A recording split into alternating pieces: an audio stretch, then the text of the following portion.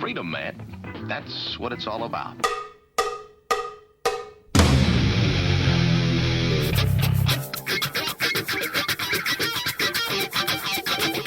You've got to groove on freedom, like the good book says.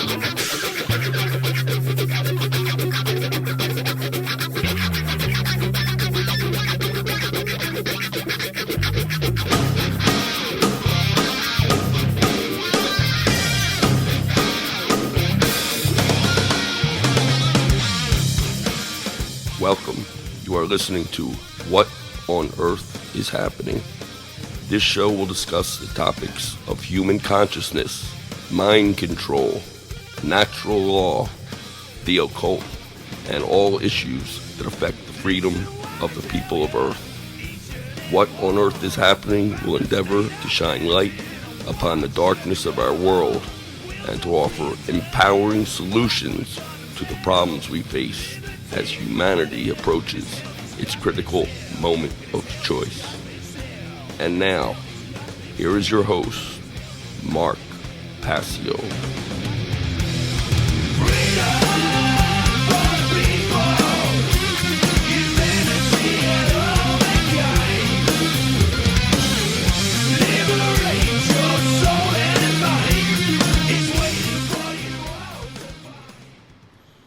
Welcome one and all. You're watching What on Earth is Happening. I'm your host, Mark Passio. My website, whatonearthishappening.com. Ladies and gentlemen, government is slavery. And here on What on Earth is Happening, we are ending slavery one mind at a time. Welcome, everyone. Thank you for tuning in. Today is Sunday, July 19th, 2020.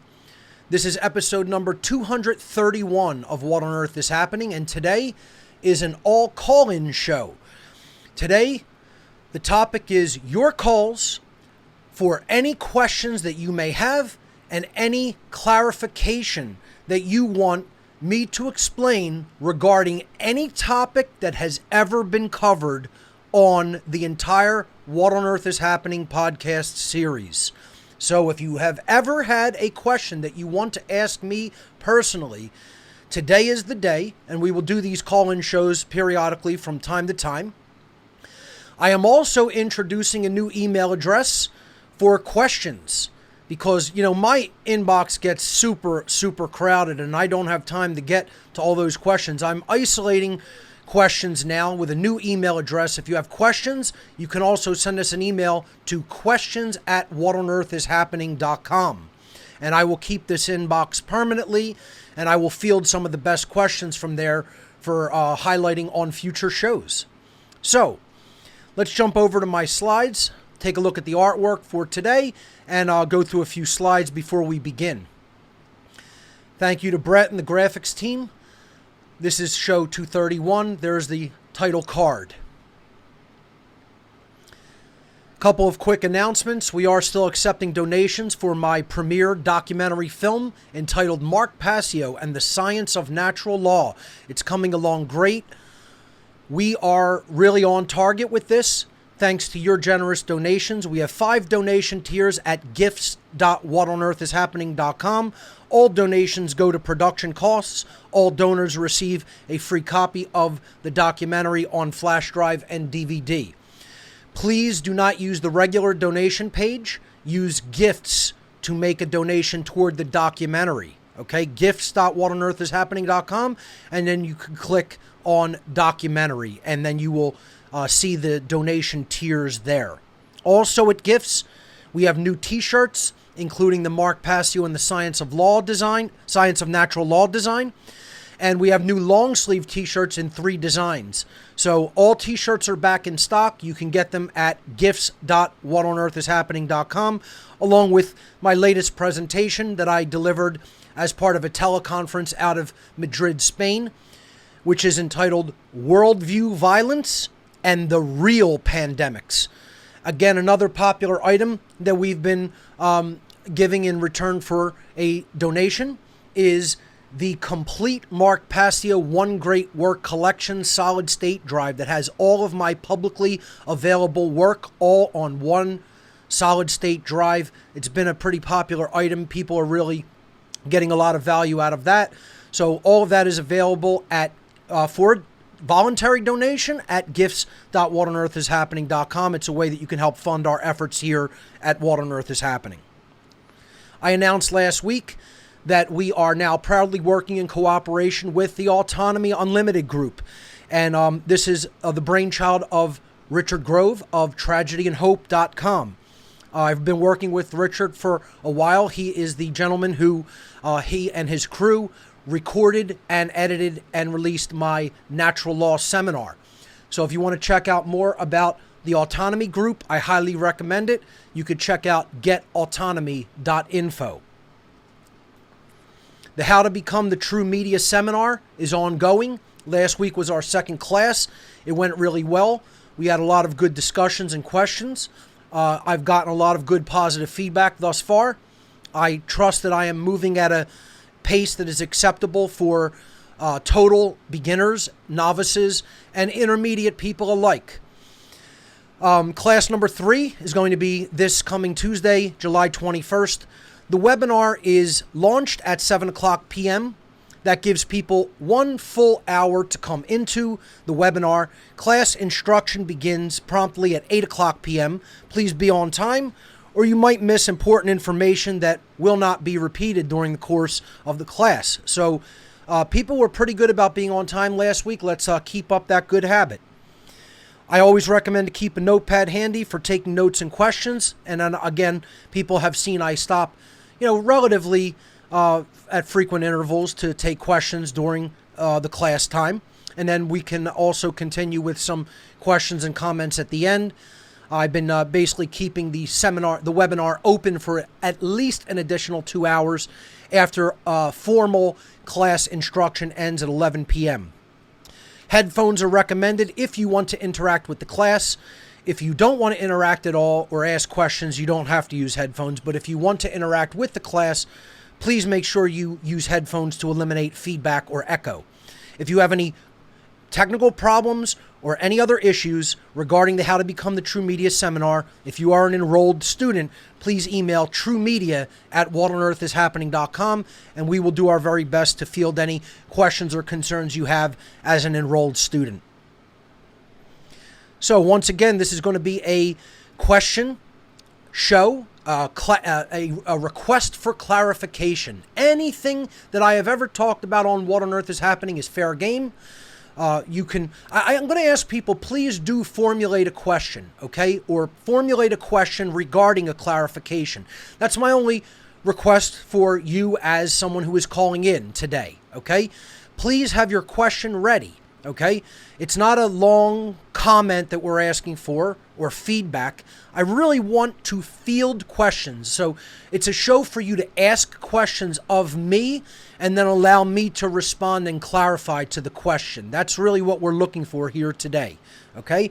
As always, we take our questions via Discord. We take our calls via Discord. So if you want to call into the show via Discord, you can go to whatonearthishappening.com/Discord.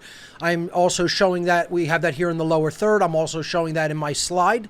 If you go back to the slide, you can go to download Discord at discord.com/app. Get the Discord app. I highly recommend the app, not using it over the web. Okay, when you join the server with that link at the bottom, whatonearthishappening.com/Discord, you will then read when you go into the server room, the text chat has the instructions for the room. Please read them thoroughly. Definitely use headphones, okay? We don't want feedback coming over the air or echo coming over the air. And just follow those guidelines on the Discord text chat. Okay, Discord's a very easy app to use. It's come a long way, actually. It's gotten a lot more robust, and I feel user-friendly. So once again, if you don't want to use that and you just want to email us, I'll be monitoring email during the course of the show. Okay, you can email questions or clarification requests to questions@whatonearthishappening.com. This is a brand new email that I just set up, and if you have any questions or clarification requests, you can fire them off to that email address, and I will perhaps take some email questions as well today. All right? That being said, let me put up a few slides while we're waiting for some people to join the Discord server or send some questions off to the questions email. Okay, so, I've been taking pot shots at all the people that believe in the nonsense of the COVID-19 psyop, okay? So, I'm, putting this one up, which is a meme that I came across this week in my internet travels. It says, it's two Amish guys talking. It says, I wonder why COVID has not affected us. And the other Amish guy is replying, because we don't have TV. And I asked the question, if nobody paid attention to the lying whore media, the lying whore mainstream media of the major networks and the major, mainstream websites, how many people would even be aware that anything different has occurred in society? It would be business as usual. There would be no higher alarm. There would be no higher danger. There would be no higher death rates than happen any other year all around us. The only difference is that the media is telling you to be panicked and afraid. That's the only difference. The mind controllers and their little pets called the mainstream media, you little whore pets, okay? Just absolutely lying for a paycheck, because you had garbage for parents, and as a result, you're pieces of trash garbage, you lying whores. That's all it is. That's all you ever are. That's all you are. It's all you ever have been, and probably all you ever will be in your useless, miserable whore lives, okay? And you're just lying to people for a paycheck, and dumb people believe you. And that's all this whole thing really is, folks. You want to really come down to it? Get as offended as you like. It doesn't mean I don't care about other human beings. I care about actually the truth and human freedom and what's going on regarding human suffering, probably more than just about anybody on this planet, okay? So don't pin that bullshit guilt on me. It won't work on this one, because I know what my true emotions are and you don't, okay? So don't ascribe your nonsense to me and your, virtue signaling to me, because I know what real virtue is. I know what real rights are. I know what real morality is, and most people don't. Okay? So, I'm going to continue pointing out the hypocrisy and the virtue signaling and the nonsense, because people believe the bullshit mainstream media. All right? And it's 2020, and it's far too late in the game for people to still be accepting the word, the completely tainted word of the same people that told us there were weapons of mass destruction in Iraq. Okay? The same people that told us that Iraqis were taking babies out of incubators to kill them. The same people that told us that smoking cigarettes was perfectly healthy. The same people that told us that spraying DDT on children's heads was perfectly fine as a disinfectant method. And on and on and on, the lying and lying. The same people that told us that Jeffrey Epstein killed himself. You still believe these whore liars. They're whore paid liars. And people still believe them wholesale. And just do an experiment. Go into a population center, okay? Don't go out into rural America. Go out into a deep population center, a city. Okay, where the bulk of the population is at, where like 85 to 90% of the human population in America is at. Go into a populated region and start asking people if they actually believe what the mainstream media says and if they are trying to tell them the truth. Do this as a social experiment if you don't believe it from me. If you don't accept that it's the truth. I've done this. I don't need to believe anything, because I've done an experiment, social experiments with people, with my friends. We have gone out into populated centers and asked them if they believe the mainstream media. And the results that we've gotten are so horrifying that almost every single human being has said, yes, we believe that the mainstream media is trying to do their best effort possible to bring the truth to the American public. They believe that. These little naive children in consciousness. Doesn't matter how old they are. Doesn't matter whether they're 15 years old or 90 years old. It goes up in every age range. They believe the media is telling them the truth. That's how naive the American public is. And, people can make the case, oh, it's getting a little bit better. Yeah, but not that much, folks. And certainly not that fast. Okay, so, this is where we're at. Here's a Facebook post that says there would be no division over mask wearing or social distancing, etc., if the official story was true, if the official narrative that the media is pumping out there were true. Everybody would know there was a real threat, and they would all do it voluntarily to protect themselves. There is an artificially created non-crisis, so there is pushback. Exactly. I call it a socially engineered perceived crisis. That is my terminology for the COVID-19 PSYOP. An artificially induced, socially engineered, perceived crisis. Not a real crisis or a real, truly dangerous, high death level health threat. Because if there was, people would take the mitigation efforts necessary to protect themselves. It's a bullshit story from the mainstream media, and it always has been from day one, to make people afraid so more freedoms can be taken away. Secondly, the way the contagion is alleged to work is not the way it really works, truly scientifically. There is an unbelievably huge body of new scientific evidence coming out from cutting-edge scientists and scientific institutions who have a vested interest in telling the actual truth, that do not care about government grant money funded science or science that is propped up from modern scientific institutions and universities that only focus on government grant money and tenure. So their ego is not in the way of new emerging truth. Okay? And I am going to cover some of that, talking about what the entire exosome concept of purging of toxins and how that looks similar to what we call a virus.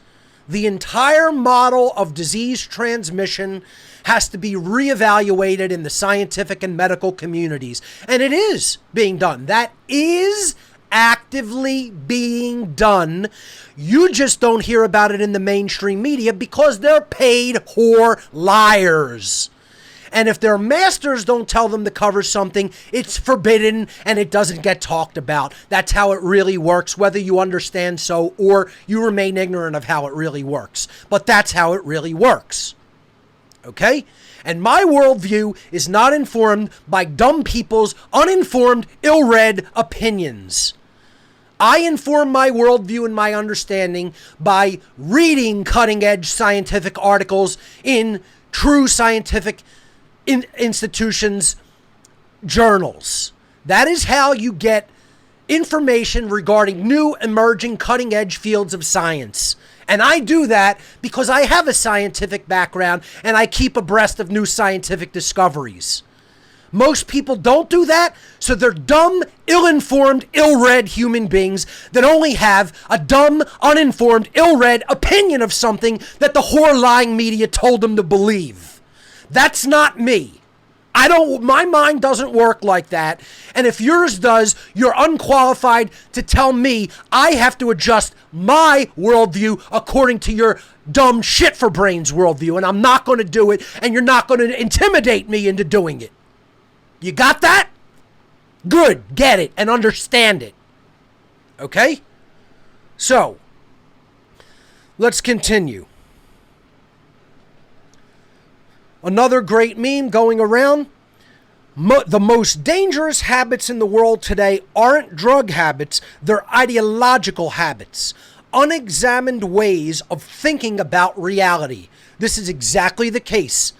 People have uninformed opinions and aren't concerned with determining truth through the truth discovery methodology known as the trivium, which is the true scientific methodology and the true liberal arts education methodology. Most people don't give a damn about that. They don't know how it works, and they certainly aren't employing it. They certainly aren't using it to discover true facts. Okay? They have a completely unexamined way of thinking about reality, and that way of thinking about reality is given to them by social engineers and their paid lying whore pets called the mainstream media. And if you don't understand that's how the world works, by this point in time, you're a naive child. And I'm not here not to insult your delicate sensibilities and emotions. I'm here to tell you hardcore truth, so get as offended about it as you like. All right? So that's the truth about what's going on in the world. The most dangerous habits going on in this society is uninformed ways of thinking that people stay religiously attached to. That's why religion is the one and only problem in the world. And religion doesn't mean the cultural religions. It means ways of thinking that do not serve where we as human beings say we want to go. That's what it means. They're wrong ways of thinking that are false and untrue, that totally block us from our stated objectives and goals as a society, like freedom and justice and getting out of ways of being that cause suffering for everyone. We're never going to get to those places because those things have prerequisites. We'll never get to them until we change our thinking, and that informs our behavior, and as a result, we change our ways of acting. And when you tell people that, they say, screw you, we want nothing to do with that, because we want to point to the outside world and say, oh, there's the problem, but we don't want to do this and point to ourselves and say we're the problem. Nobody wants to take on that personal responsibility for themselves. They want to point the finger outside of themselves, but never right at their own face. Never look in the mirror and say, the problem lies with me, and it's my personal responsibility to change my thinking and therefore change my behavior. So moving on. Here's what we should really be focused on, because this is what the whole PSYOP is geared to take our attention away from. It's all geared to take our attention away from the highest level power brokers in our world being pedophiles. This was all emerging during 2016 and after, and boy, oh boy, did the mainstream media put a kibosh on it at the request of their overlord satanic masters. The masters of society said, hey, we got to stop all of this emerging information coming out about how we're all pedophiles, and this is ultimately our form of money. Yes, ladies and gentlemen, the power brokers of the world don't give a damn about paper money. They don't give a damn about electronic credits on the screen. They don't give a damn about gold and precious metals. Ladies and gentlemen, their true money is children for sex and murder. Make no mistake about it, and if you haven't understood that, you're also a naive child in your consciousness. And this is what it is all about distraction from, ladies and gentlemen. And ultimately, it's about distraction from the understanding of natural law, the understanding of the dark occult and how it rules society through mind control. And it's also about a distraction from these people are a child trafficking pedophile cult at the highest levels. Here's a nice, cute picture of Jeffrey Epstein in his house in the middle of the image, known pedophile who did not kill himself, trafficking children to the elite of the world as a scapegoat. So if it ever gets discovered, oh, here's the low-level punk who we can blame it all on him. No, he's just a patsy. He's just a low-level initiate. He's one of the, helpers of the true vampires. That's all. He's one of the golems doing their bidding. Here's James Stanley at the left, a former J.P. Morgan banking group executive. Next to him, on his left, your right, is the former Treasury Secretary of the Treasury under the Clinton administration, Larry Summers, Satanist, pedophile. Okay? Then, of course, Epstein in the middle, Satanist, pedophile. Then you have Gates right next to Epstein. Bill Gates, Mr. Vaccinate the World. Mr. I'm a philanthropist, but I'm also a eugenicist who wants to cull the human population. Yeah, sure you are, Bill. You're a little punk, bitch, coward nerd. And that's an insult to actual nerds, You're a little punk, bitch, insecure, button-dicked little boy is what you are. How's that? okay? That you want to take out, that you never really experienced any care from people around you, any true love, and you're a little psychopathic bitch boy that thinks now you're God and you're in the big club. Guess what, guys? You guys aren't even really in the big club pictured here. You're little low-level fucking puppets who will get thrown under the bus at the first opportunity, you little shits. You're a little shit nothing. Who, when you do the bidding of your masters, you're going to get thrown under the bus as soon as they don't need your little lackey clown asses anymore. Okay? And you're too dumb to know it, shithead. You're too dumb to know how it really works, boy. All right? I told myself I wasn't going to get real nuts in this episode.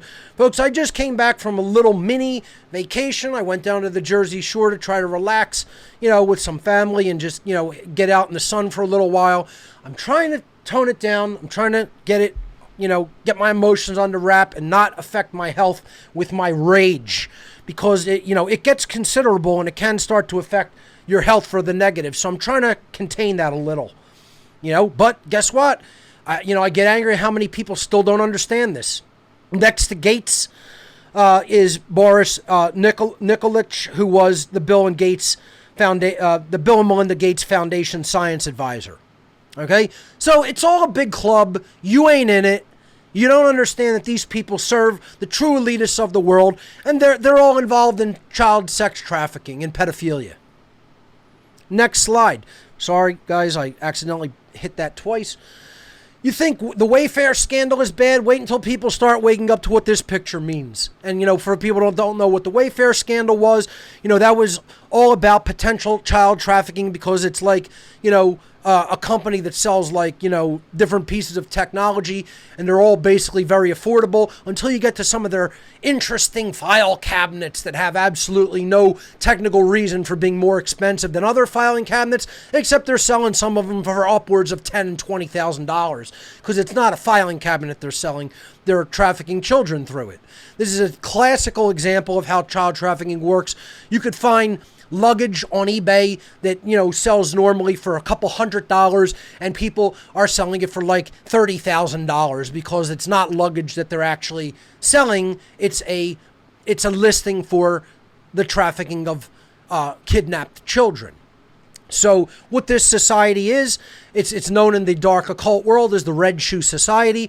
If you look that up, they've hidden it very well under the guise of being some type of a charitable organization that is underneath the Ronald McDonald House, because they care so much about, handicapped children. Sure they do.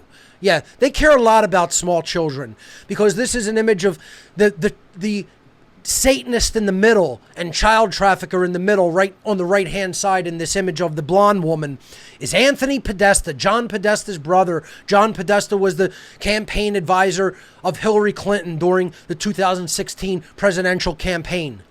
And Anthony Podesta is his brother. They're both known pedophile criminals, Satanists, child traffickers.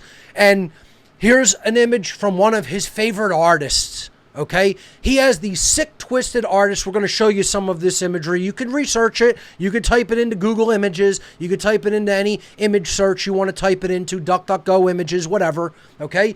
And this is what this is all about. This is an image of one of their rituals where they hang a child from his arms in a pool with no water, okay? The side of a swimming pool with no water in it. And what do you think? And then below it, go back to the slide. Below it, there's the shoes. Okay? Well, what do you think's coming next? And you'll see that his bathing suit is red.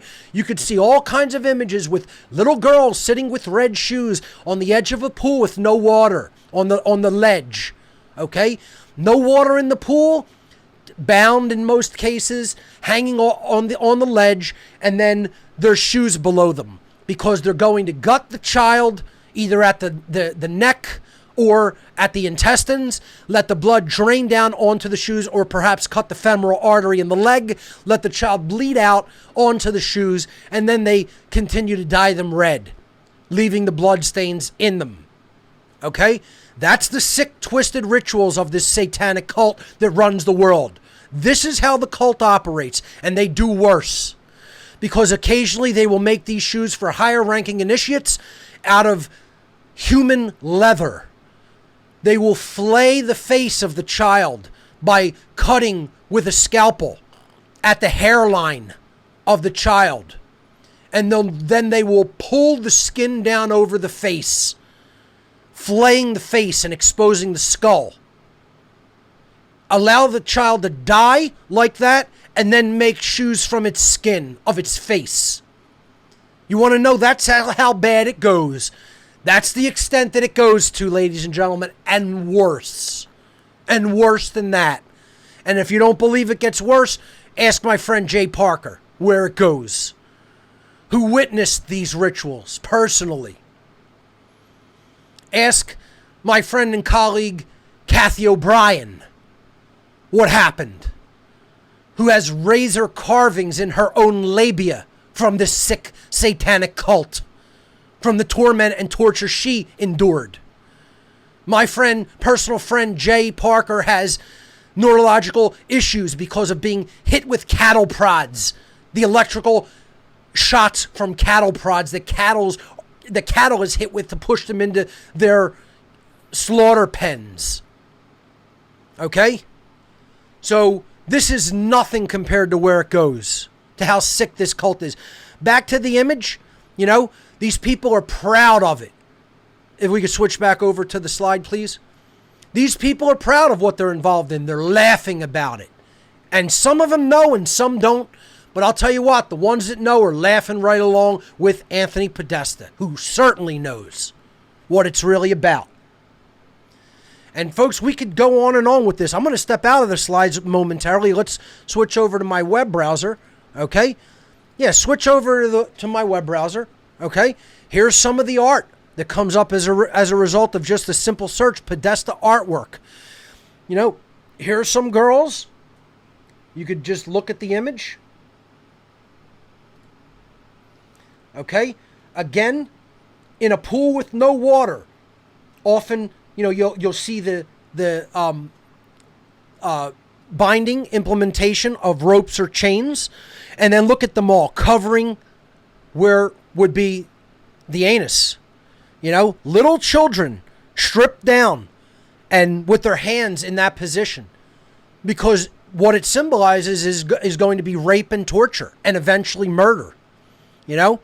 This is the sick artwork. Here's Anthony Podesta in his own home with a sculpture of the murder of one of Jeffrey Dahmer's victims, who was depicted like this in the home of Jeffrey Dahmer, headless and in this sick ritualistic position of forming a loop representing this will be endless. We will always get away with it and it will be forever. That's why he's positioned like this. It's a symbolic Ouroboros, meaning it's eternity. It will go on and on and on and on and on, and we will never be brought to justice. Okay? And then you could just keep going into this artwork. You get to sick things like this with people dressed up, as animals. There's that image I just showed you. Children in cages on the backs of human beings dressed as goats. Humans raping children. Here, look at this one. This is from the artist Rhea Pratt, who depicts a lot of this pedophilia and child torture and sacrifice. And if you read about Rhea Pratt, who's one of the Podesta's favorite artists, she has multiple personality. You type Rhea Pratt art, you can go into all of her artwork, and it gets sicker and sicker and sicker and sicker. Okay? But the Podestas love this. Here's an article from a magazine. The woman who shares a body with 14 different artists because she has DID, dissociative identity disorder, which was formerly called multiple personality disorder. Okay? So, because she's probably been through this satanic ritual abuse, and she constantly depicts children chained up, being tortured. You'll always see this half image of the child in the same position that represents them being dissociated from the experience. It could also represent them being killed and the spirit, being released from the body. but it's largely about dissociation. You can keep reading about, read all about that in an article like that. I'll link to it. Okay. But look at some of her art. You look at something like this one here. Okay. And it's a child being raped while being held down by another person. But then you see there's beings in the image who are halfway in and out of reality. And this can be a depiction artistically of entities that are really controlling the physical beings. This could be the entity who's actually controlling this body.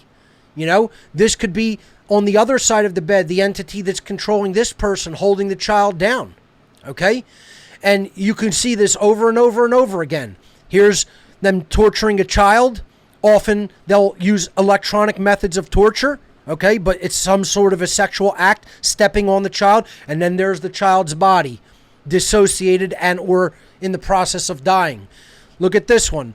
Children being laid out on tables, the dissociated or dead images, spirits of the children, and then dark beings all around it.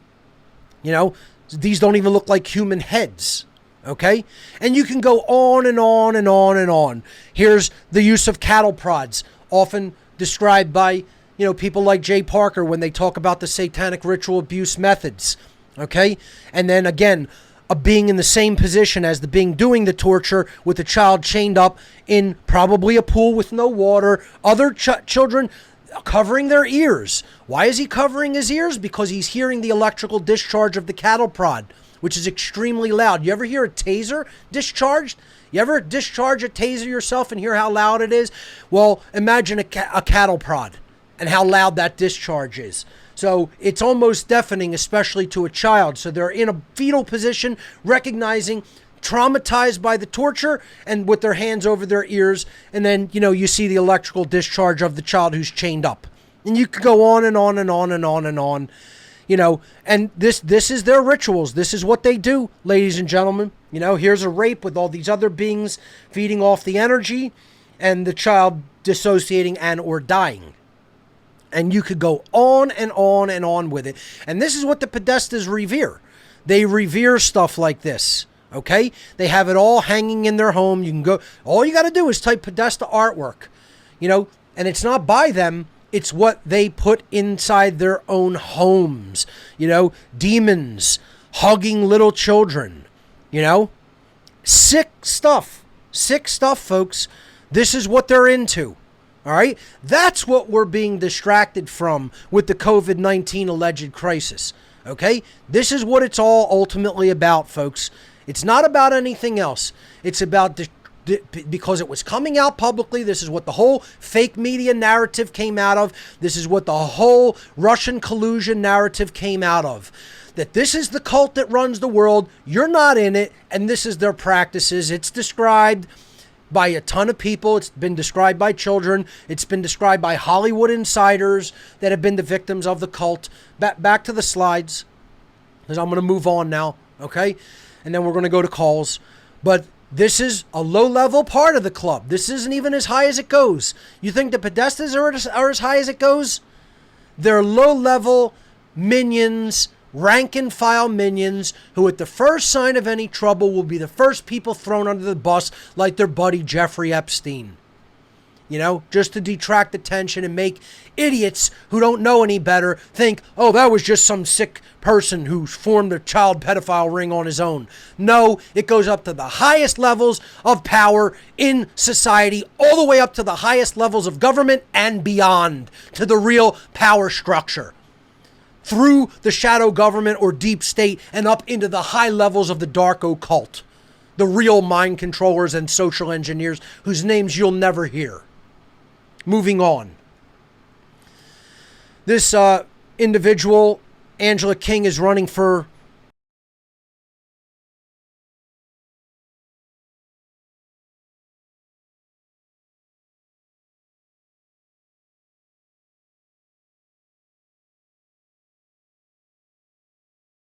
in Discord. We apologize for the delay.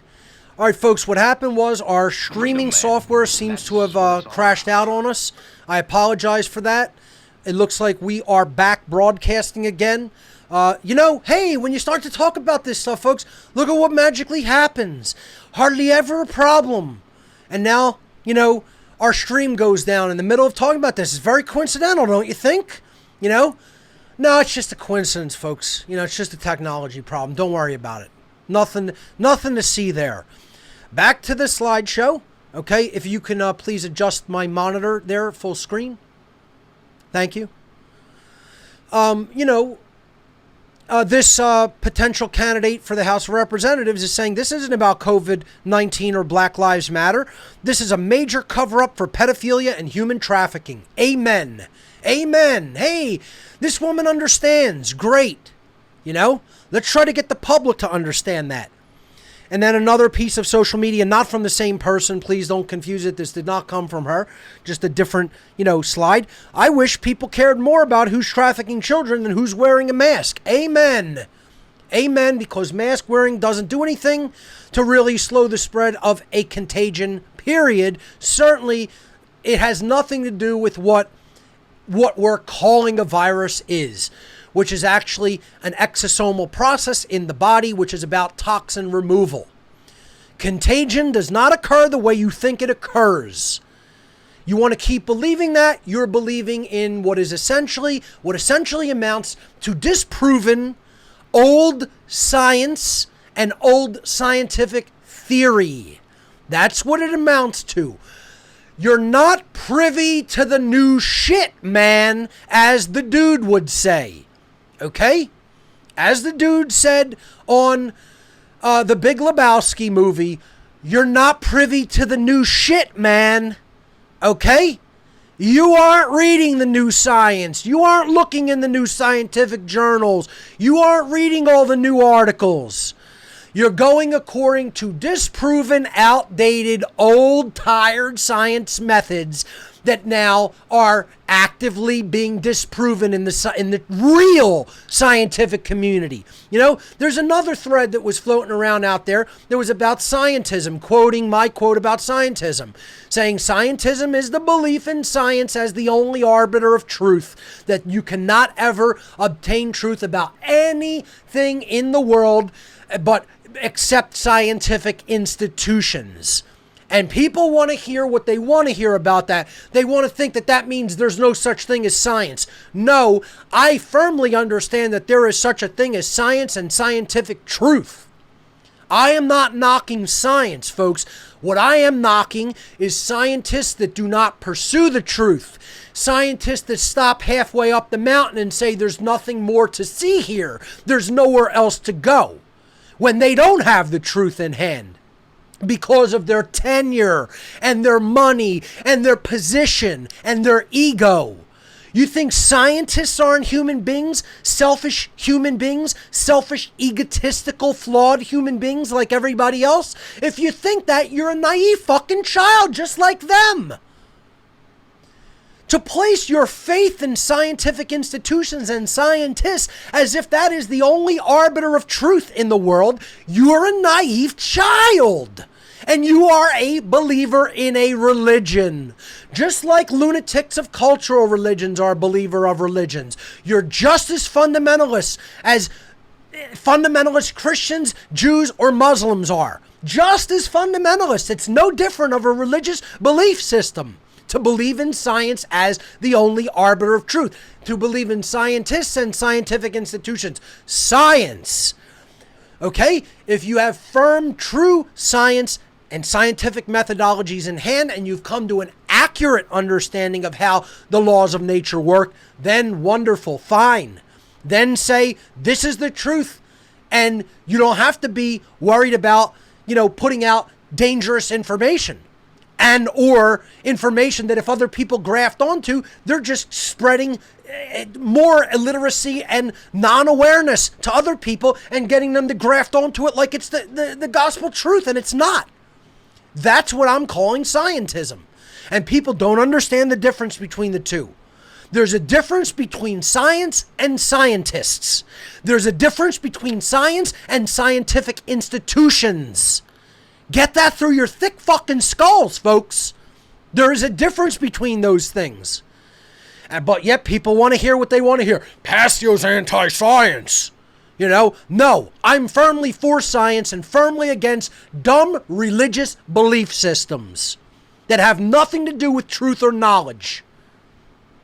I am for the true scientific methodology of truth discovery through the trivium process or the liberal arts education process or the true scientific method. Not believing in something because some scientist said it, not believing in something because some scientific institution said it. They're driven by money and ego. They're driven by tenure and position in society. Just because they say it doesn't make it the truth.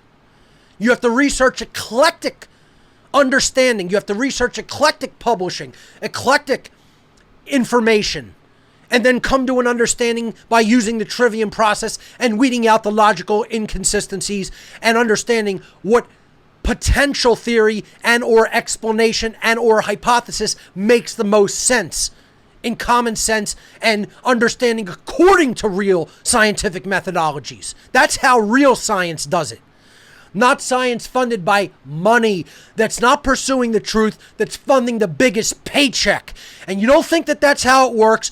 You haven't been in science. I worked in scientific institutions in my life. I saw how it worked from the inside. Most people have never ever been in a science institution. You've never walked into one, let alone worked in one for years. You don't know what the fuck you're talking about if you think that's not how it works. Okay? I worked in scientific institutions at scientific and medical research facilities at major Ivy League universities. Worked inside of them and saw how the process worked from first-hand perspective with my own eyes. So you're not going to tell me how it fucking works because most of you know exactly shit about it. And I've been there. And I saw it with my eyes and heard about it from their lips to my ears and saw it. Saw how it's really run. And you think they pursue truth above money? You're a naive fucking brainless child is what you are. Okay? I heard them say, don't dare look for a cure for this.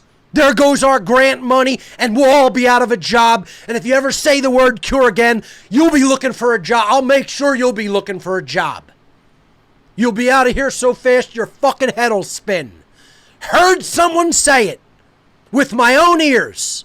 So don't tell me how, quote, science works and how they're holy and how they're so worried about what the truth really is and they give a fuck about you. They give a fuck about lining their pockets with government grant money so they can put another Lexus in the driveway.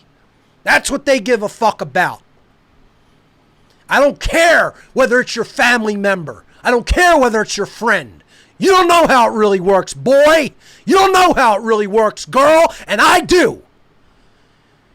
You can have your dumb, uninformed, ill-read opinion. I lived it. I was involved directly with it, and I know how it works for real, and you don't. I'm not going to listen to someone's shithead opinion when I've lived it in my own life and saw it firsthand. You're not going to tell me what I've lived and what I've experienced. You know, I'm not taking bullshit from people, okay? That's the thing. Some dumb fuck is going to come and tell me, that's not how it works. The media told me, or I just believe these people. You're a dumb fuck, boy.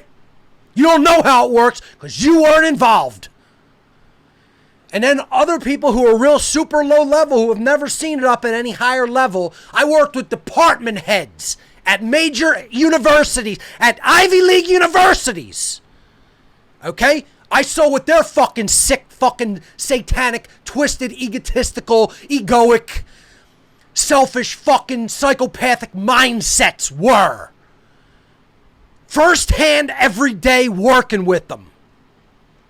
You don't know how it really works. You just think you have an understanding of it, and you have a dumb, uninformed fucking opinion about it. All right? Here's what's really going on. Whether you understand it or not, This is about distraction. This isn't about anybody caring or giving a shit about your health. It's about distraction from the one big cult that you ain't in. Child, you ain't in the big cult that runs the world. Even the people who think you made it to the big cult, you're a low-ranking shit minion that they could give a shit about. And when the first sign of trouble rears its head and the high-ranking members are in trouble, you're going to get tossed like a piece of dog shit under the steamroller, you dumb fuck. That's what's going to happen to you. People who are doing these people's bidding thinking, I'm going to be insulated. I'll get a kiss my ass card and then I'll get off scot-free. Or I'll be the last person fed to the big monster. I'll be the last person fed to the big beast. No, you'll be the first one fed to them. So they don't know how it was all put together and done behind the scenes. They'll feed you to the big beast. They'll throw you under the big steamroller first, you dumb fuck. That's how it'll really work. But you keep going and doing their bidding, and you'll see what's going to happen. It's already started happening. Take a note from your boy Epstein, okay? That's what'll happen to you. And some people say, oh no, they just funneled him off. Maybe. More likely than not, they took him into a ritual chamber and cut his fucking throat. Okay? That's more likely what happened, so he could never talk. They probably gave him the Colombian necktie, to say, this what'll happen if anybody, and showed it to their other members and said, this what'll happen if you ever talk. Cut your tongue, cut your throat, and pull your tongue down through the opening in the throat that they just cut and let you die, bleed out like that. Okay? That's probably what they did to Epstein, more likely than not, and showed it to all of their other membership and said, that's what'll fucking happen to you if you open your mouth about who we really are and what goes on. Because, and again, folks, whatever you say about Mel Gibson, it doesn't matter whether you like him, you don't like his politics, you don't like the things he says, it doesn't make a fucking difference. He has been trying to tell people the truth about certain aspects of this cult and this agenda for over a decade, like myself. Over 10 years ago, everybody thought Mel Gibson was crazy. Here's a quote from him over 10 years ago. Hollywood is an institutionalized pedophile ring. It is a den of parasites who feast on the blood of children. Every studio in Hollywood is bought and paid for with the blood of innocent children. That's exactly right. No matter what you think about this person, no matter how you feel about how good or nice of a person he is, it doesn't matter. That's a true statement. And what they're making from that blood that they let drip out of traumatized children is adrenochrome, which is a drug that forces cells into a younger state. It's not a total fountain of youth that will keep you young forever, but it makes people like Marina Abramovich, who's 73, 74 years old or whatever she is, look like she's in her late 30s, early 40s. Okay? So these people know what they're doing. They know how to cover it up. They have the media at their disposal. They have the financial institutions at their disposal, and they own the police and military. Call them their pets, their animals, their dogs. That's how the cult rolls, and you ain't in the big cult. And all the people who think just because you're being given the marching orders of the big cult, you're not insulated from them. You're a little dog pet that they have on a leash, that at the first sign of them being in trouble, like Pedogate coming out publicly because of the release of the Podesta emails and showing their child trafficking and showing the symbology and code words that they use, they will throw you directly under the bus, like they did with Epstein, like they did with Maxwell. Let's see if Ghislaine Maxwell talks or sings like a canary, and we'll see what happens. It's going to be interesting to see how that plays out. More likely than not, that woman will never see a jury stand. Mark my words. The woman will never see a witness stand. Something will occur, whether it be a murder, whether it be a poisoning, whether it be some type of thing that they're going to attribute to a natural cause of death, or say that she got COVID-19, or whether it's a natural disaster. Something will occur, and this woman will never see a witness stand. Mark my words. The cult will not allow it to happen. Okay? So, that being said, I'll just go through this and end this so we can just take calls for the rest of the show. If you want to pick up a hard copy or t-shirts or anything like that, go to gifts.whatonearthishappening.com. All my presentations on flash drive and DVD, hard copy, they're all available for free except my latest one, which will be free relatively soon.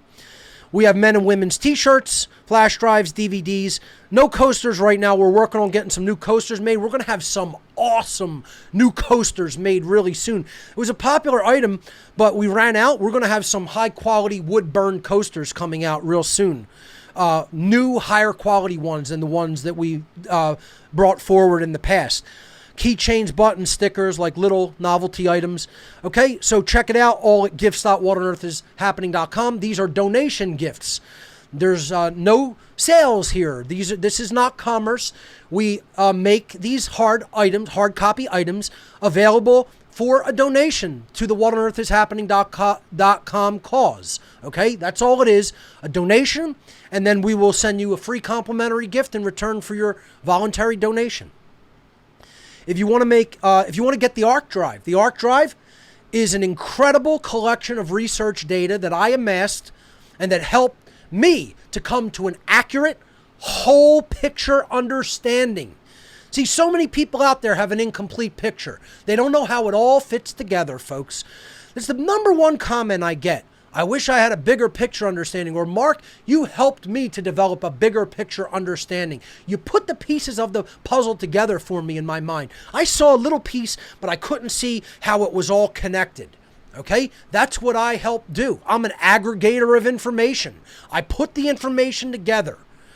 The ARC drive is my offer of all the best research that I amassed over the last 20 years. I put all the best stuff on a hard drive. You send me a drive, I fill it up, I send it back to you. Okay? All the details are available at whatonearthishappening.com/ARC. Okay? A hard drive, a 1 terabyte hard drive, you can purchase yourself on any technology store for as little as $45 today.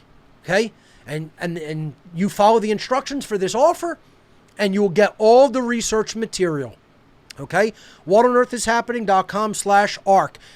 Get the ARC, which stands for the Amazing Repository of Knowledge. Get the whole picture. Don't stop with a halfway picture of understanding of our current world and our current human condition. If you want to make a straight donation to the What on Earth is Happening cause, there's 11 ways of doing that at whatonearthishappening.com/donate. We have PayPal, Patreon, Venmo, 5 or 6 different cryptocurrencies, I think 6 cryptocurrencies, or you can donate to our Amazon wish list, in which I post a few technology items that we require to keep things going smoothly here at What on Earth is Happening.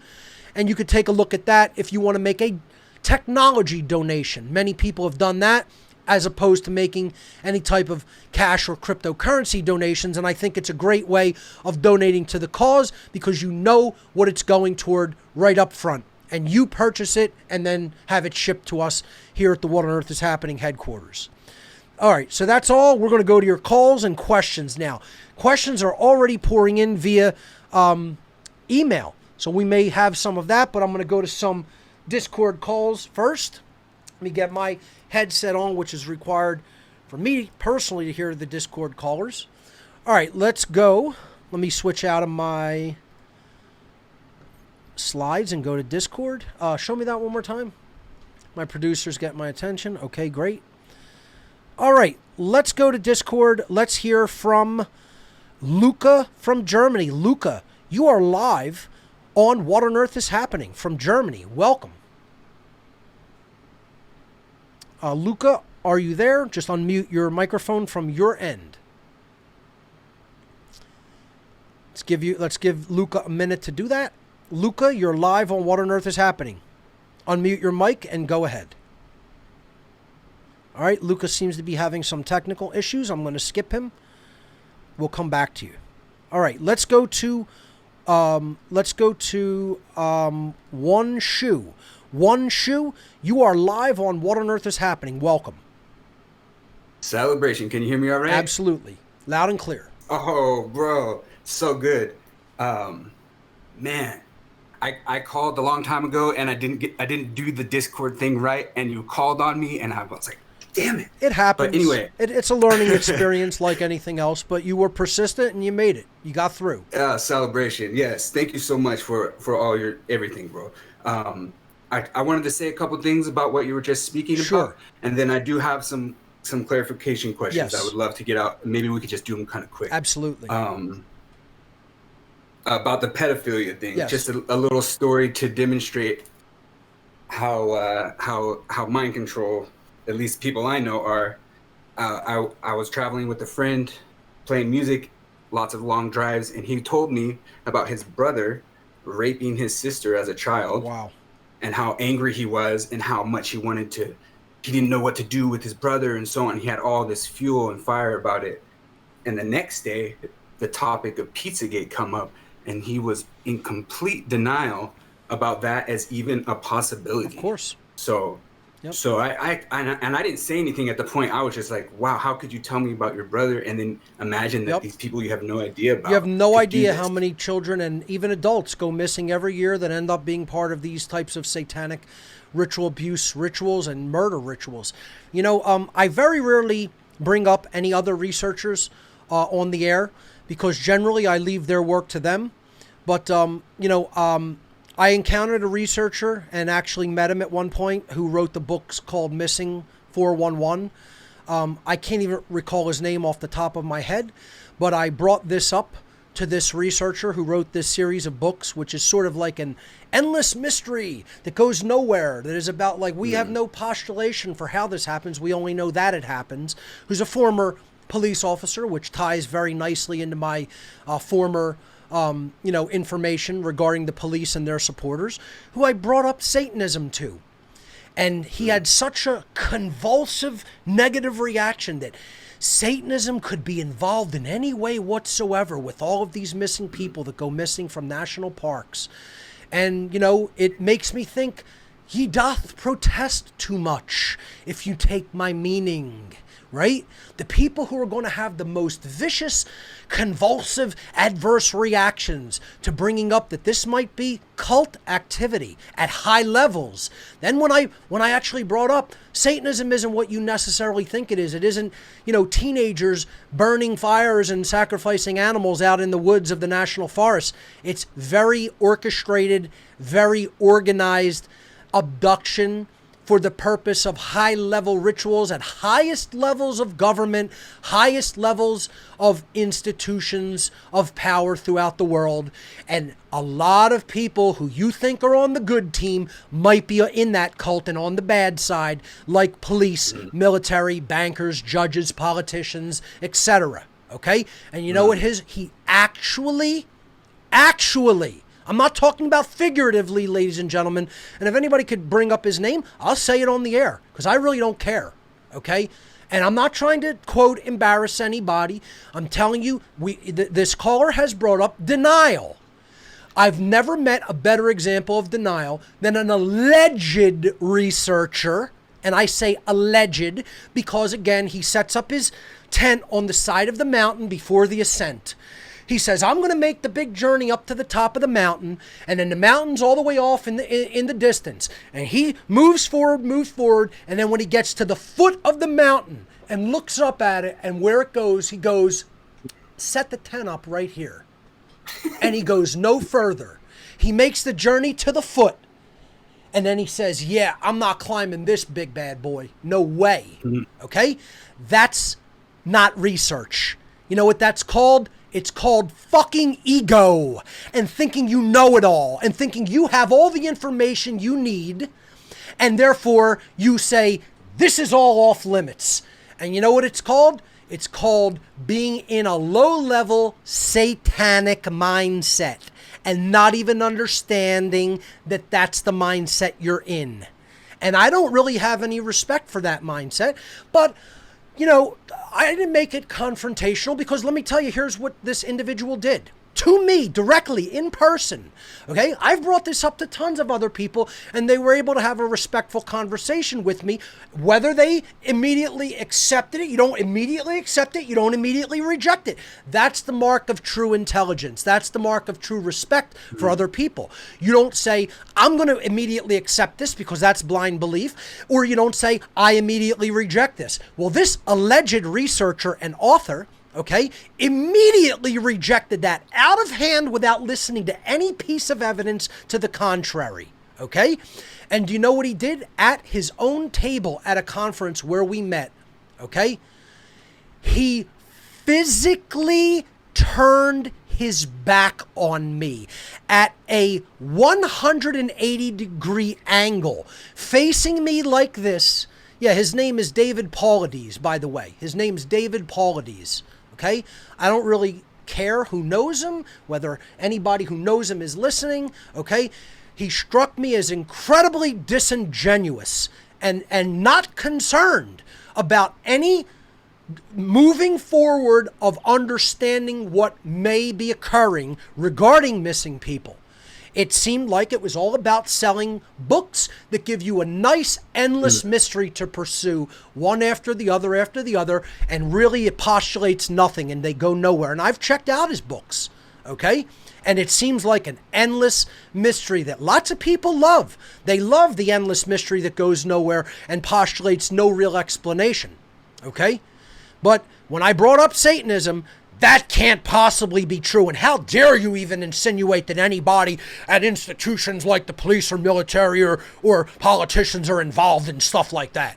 You know? Yeah. Absolutely rejected it out of hand. And let me tell you something, folks. He was facing me like this. And when I said people at high levels could be involved in even police, because he took severe egotistical offense to the fact that I insinuated police are involved in Satanism as well, because he was a former police officer, right? And still in that mindset of believing that they're the good guys and they're necessary and it's not about slavery, okay? Literally went like this. Put it on the other camera, the front-facing camera, literally was facing me, direct face-to-face. He actually, in his space, in where he was standing, in his space, did this. Physically turned at 180 degrees, turned his back and showed me the back of his head.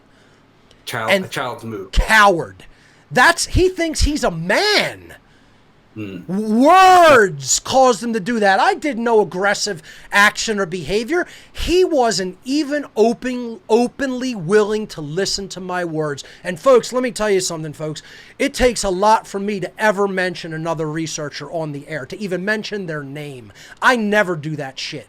Okay? I never do it. I'm doing it here for the first time today because this caller brought up people who are in abject denial of something that is very real, and they don't understand it, and they've never looked into it, and they think they know.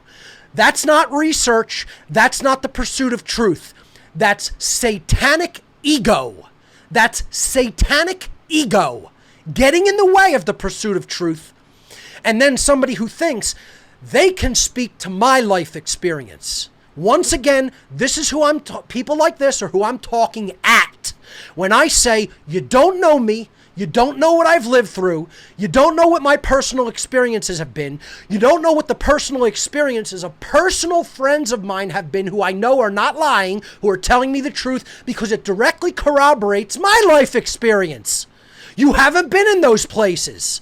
So don't try to tell me that I don't know what I'm talking about and I haven't been in those places and I'm some kind of a fucking liar, because I am not. And I've lived it and you haven't. So that's when I get very highly, almost violent toward individuals like that, because nobody else is going to tell me what I've lived through. You don't know because you weren't there. Okay? So you're not going to tell me that. All right? That's when I'm going to get nuts. Okay? Because no more am I going to tell you the life experiences you have lived through.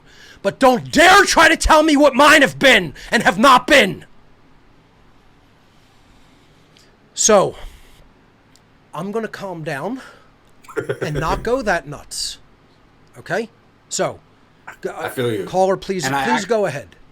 I feel your adjustment. Great work, my friend. Yeah, it's wild how this a scientific or scientism attitude or materialism feeds into this. Oh, I don't believe in spirits, or I don't. There's no such thing as someone who would be hijacked by a spirit and sacrifice a child to them because I'm a scientist, right? So there's that whole thing that's just out of Could control. you imagine people trying to just ascribe their own moral sensibilities to someone else? It's one of the most dangerous propositions you could ever make. I've said this many times on the show.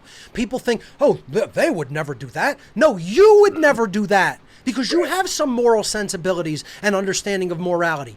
Don't attribute that to potential psychopaths. And first of all, as somebody who saw all of the very harmful things that people could do to each other, as a member of the police force, you would think someone would know that from personal experience and background. But this is how deep ego goes. This is how deep the iron of the ego strikes.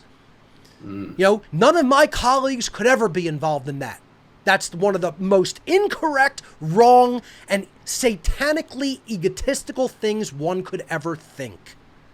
It's childish, quite frankly. It's very childish, is actually the attitude that I saw displayed by this alleged researcher and author. Oh, he's actually an author. He's written books, but so what? Anybody can write a book and still be in a childish mindset, still be in an egotistical mindset, still be in a satanic mindset, a de facto satanic mindset, a satanic mindset by deed. Doesn't matter whether you consider yourself that.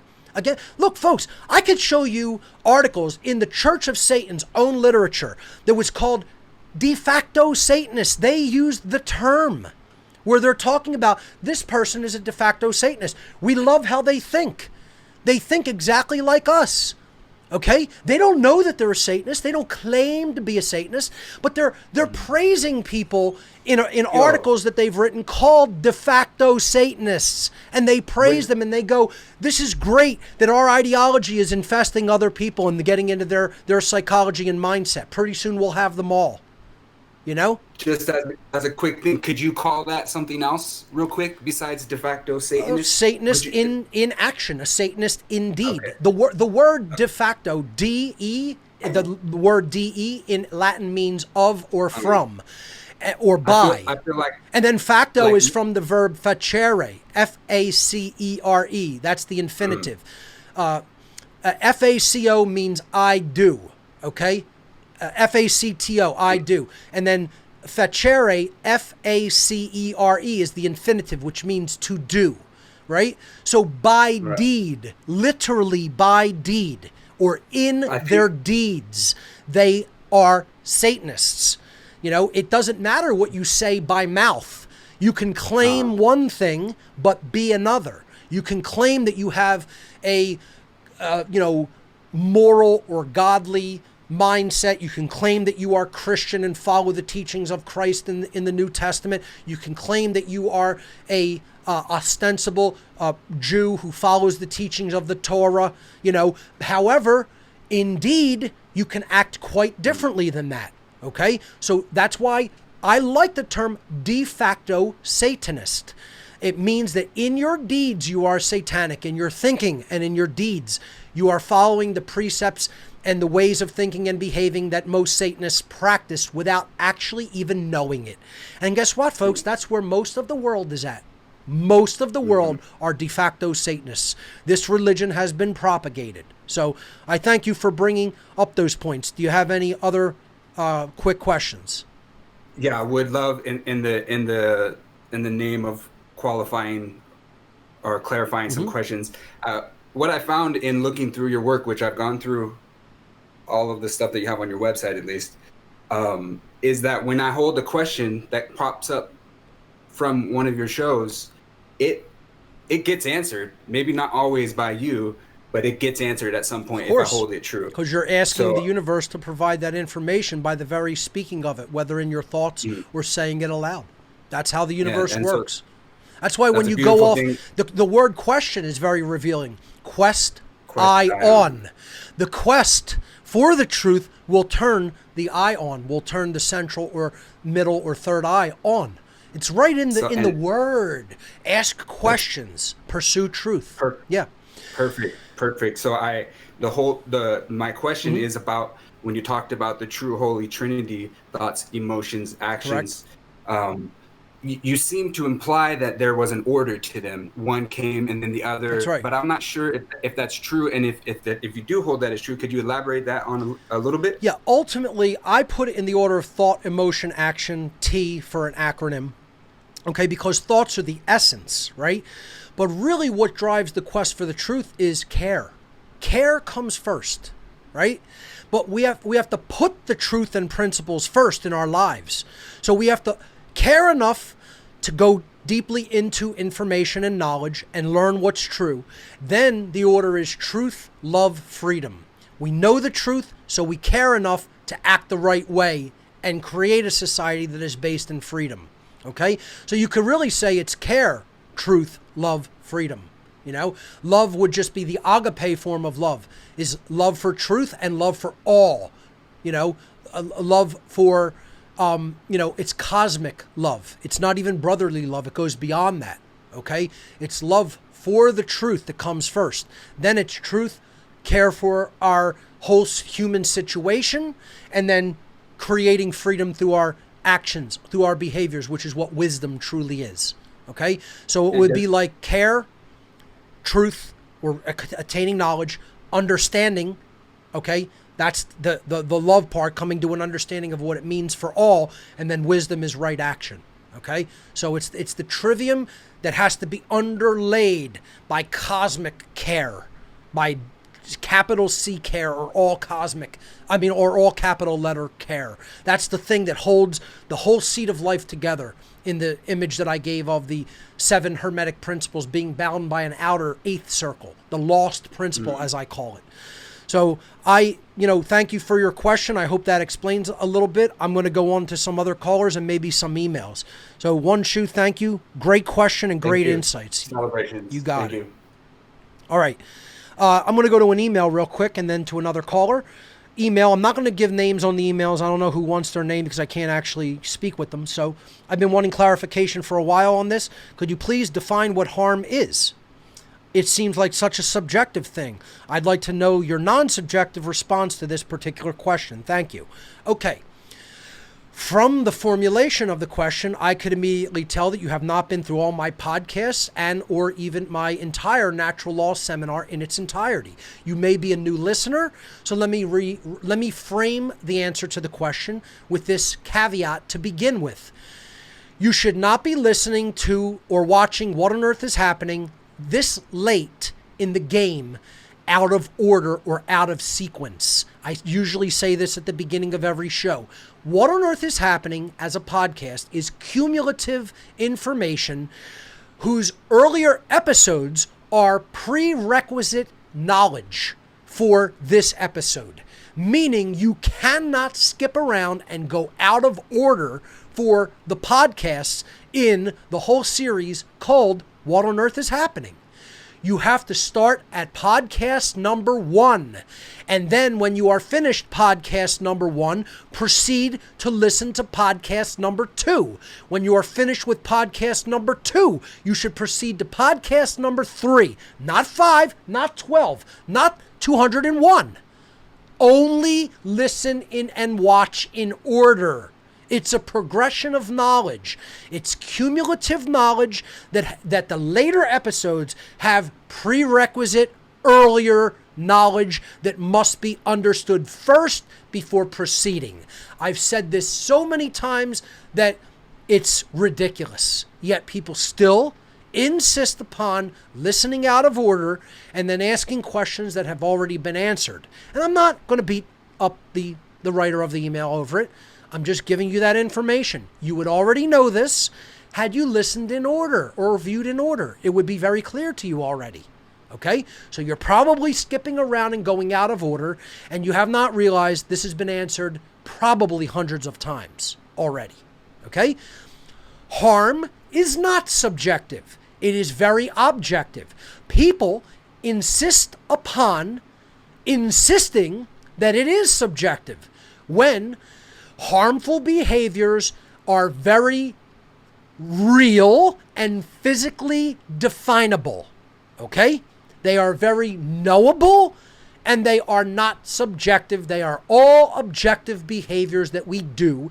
And there is a reason, very clear, objective reason, that the behaviors spoken about are in fact harmful. If you watch my natural law seminar in its entirety, I go through this. Especially if you listen to and view my podcast in its entirety, I go through this multiple times. Okay? Here is the answer. This is the clarification and or answer. There are 7 harmful behaviors that anyone can perform to any other sentient being in the universe. There are 7 harmful behaviors. If you examine each of the behaviors in turn, you will understand that they are all forms of one behavior, one root form of behavior, which we'll get to in a moment. Okay? When you understand what a right is by defining it apophatically, meaning you must define a right in negative terms, meaning you will come to the understanding of what a right is when you strip away the things that you do not have the right to do.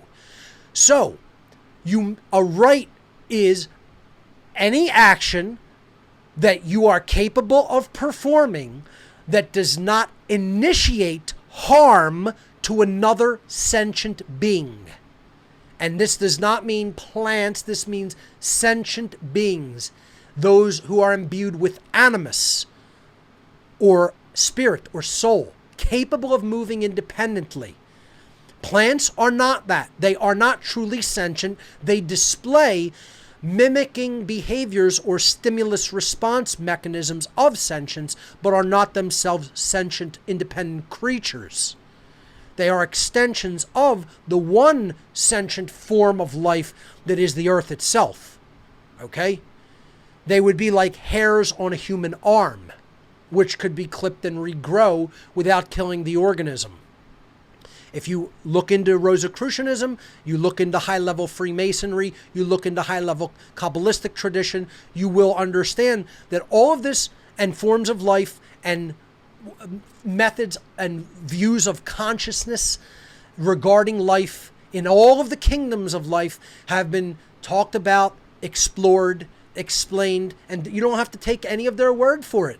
It's all a logical progression that is borne out by experimentation and true methods of true science, of occult science.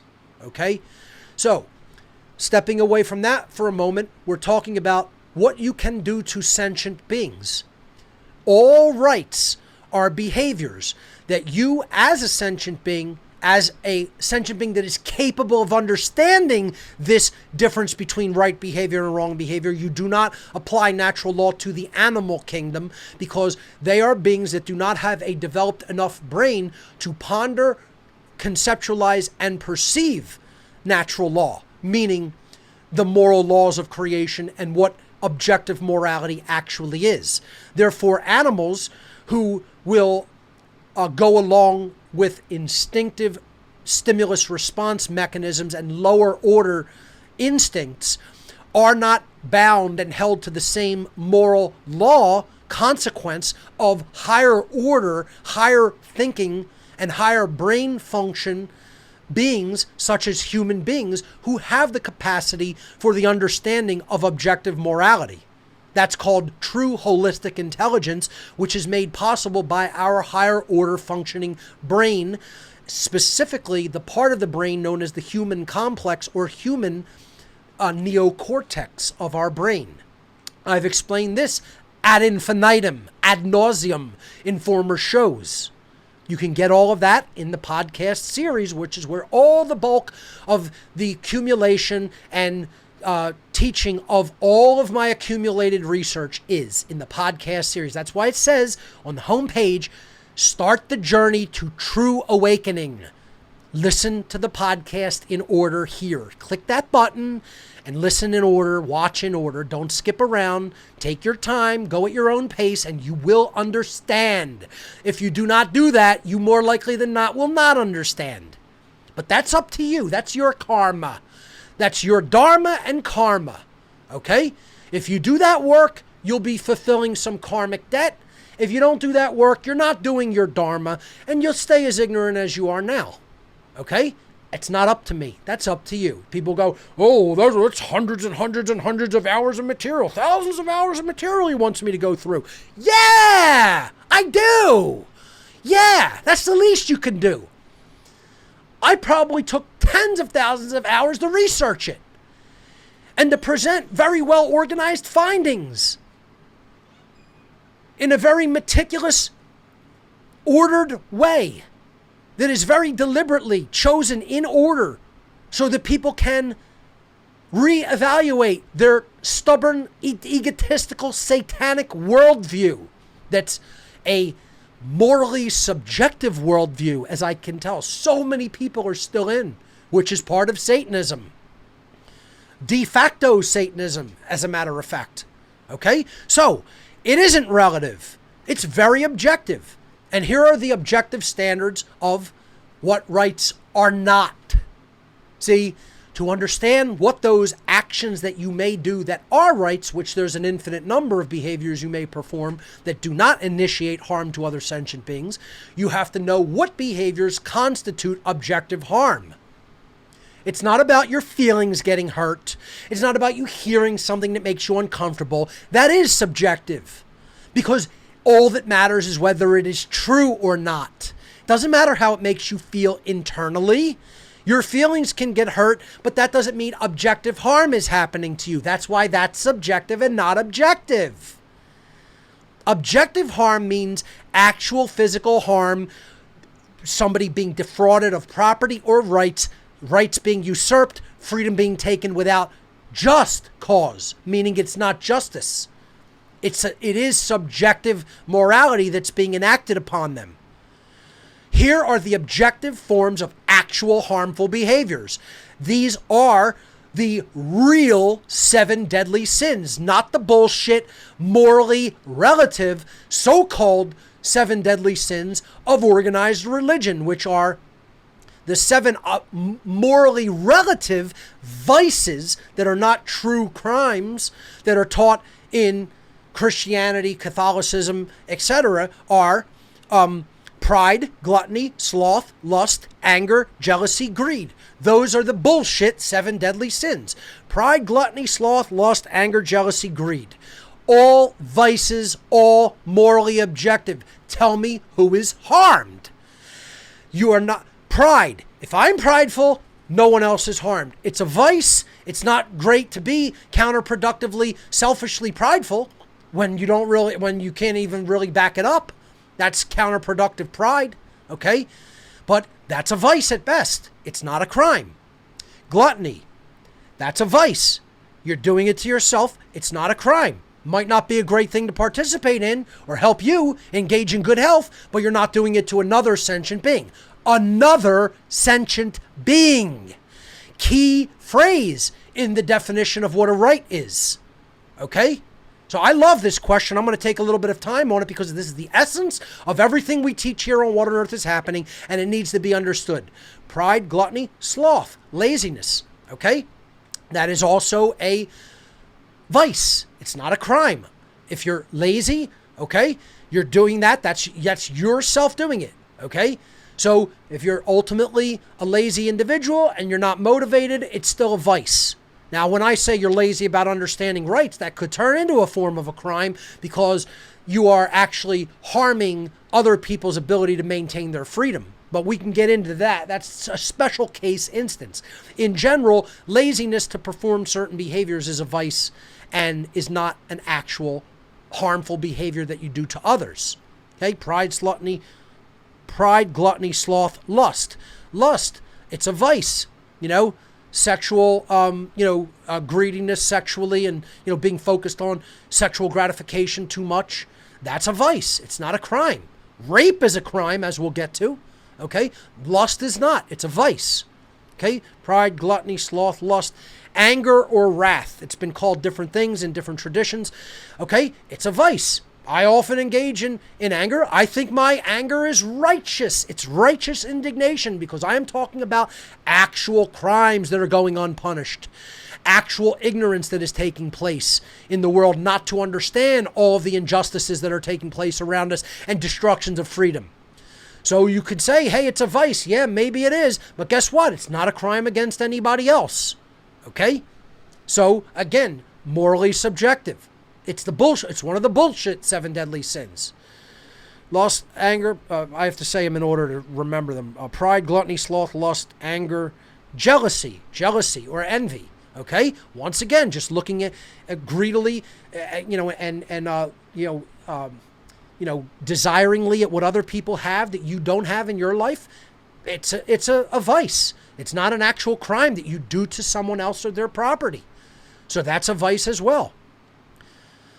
And greed. Greed is last. That means like wanting too much material possessions. It's a vice. It could lead to actual harmful behavior that you do to others, but in and of itself, just greed is a vice. You're not actually taking a behavior that harms others just by taking a greedy mindset. It's not, I wouldn't say it's good, subjectively good to be that way. But again, that's the difference between saying this is good for you or subjectively good for you versus being an actual moral behavior. There's a difference between things that we perceive as being good to make us, better people and stronger individuals, right? Versus being things that make us morally better, right? There's such a thing as being subjectively better versus actual morality, being better and more enlightened when it comes to actual moral behaviors.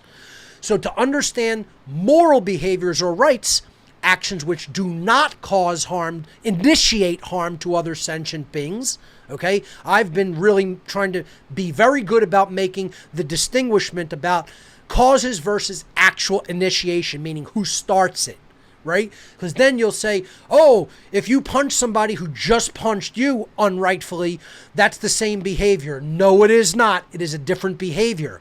That is a self-defensive behavior, which is not a wrongdoing. It is a right under self-defense because someone punching you without right would be the total abdication of their right to remain unharmed by taking a wrong behavior, which is called assault.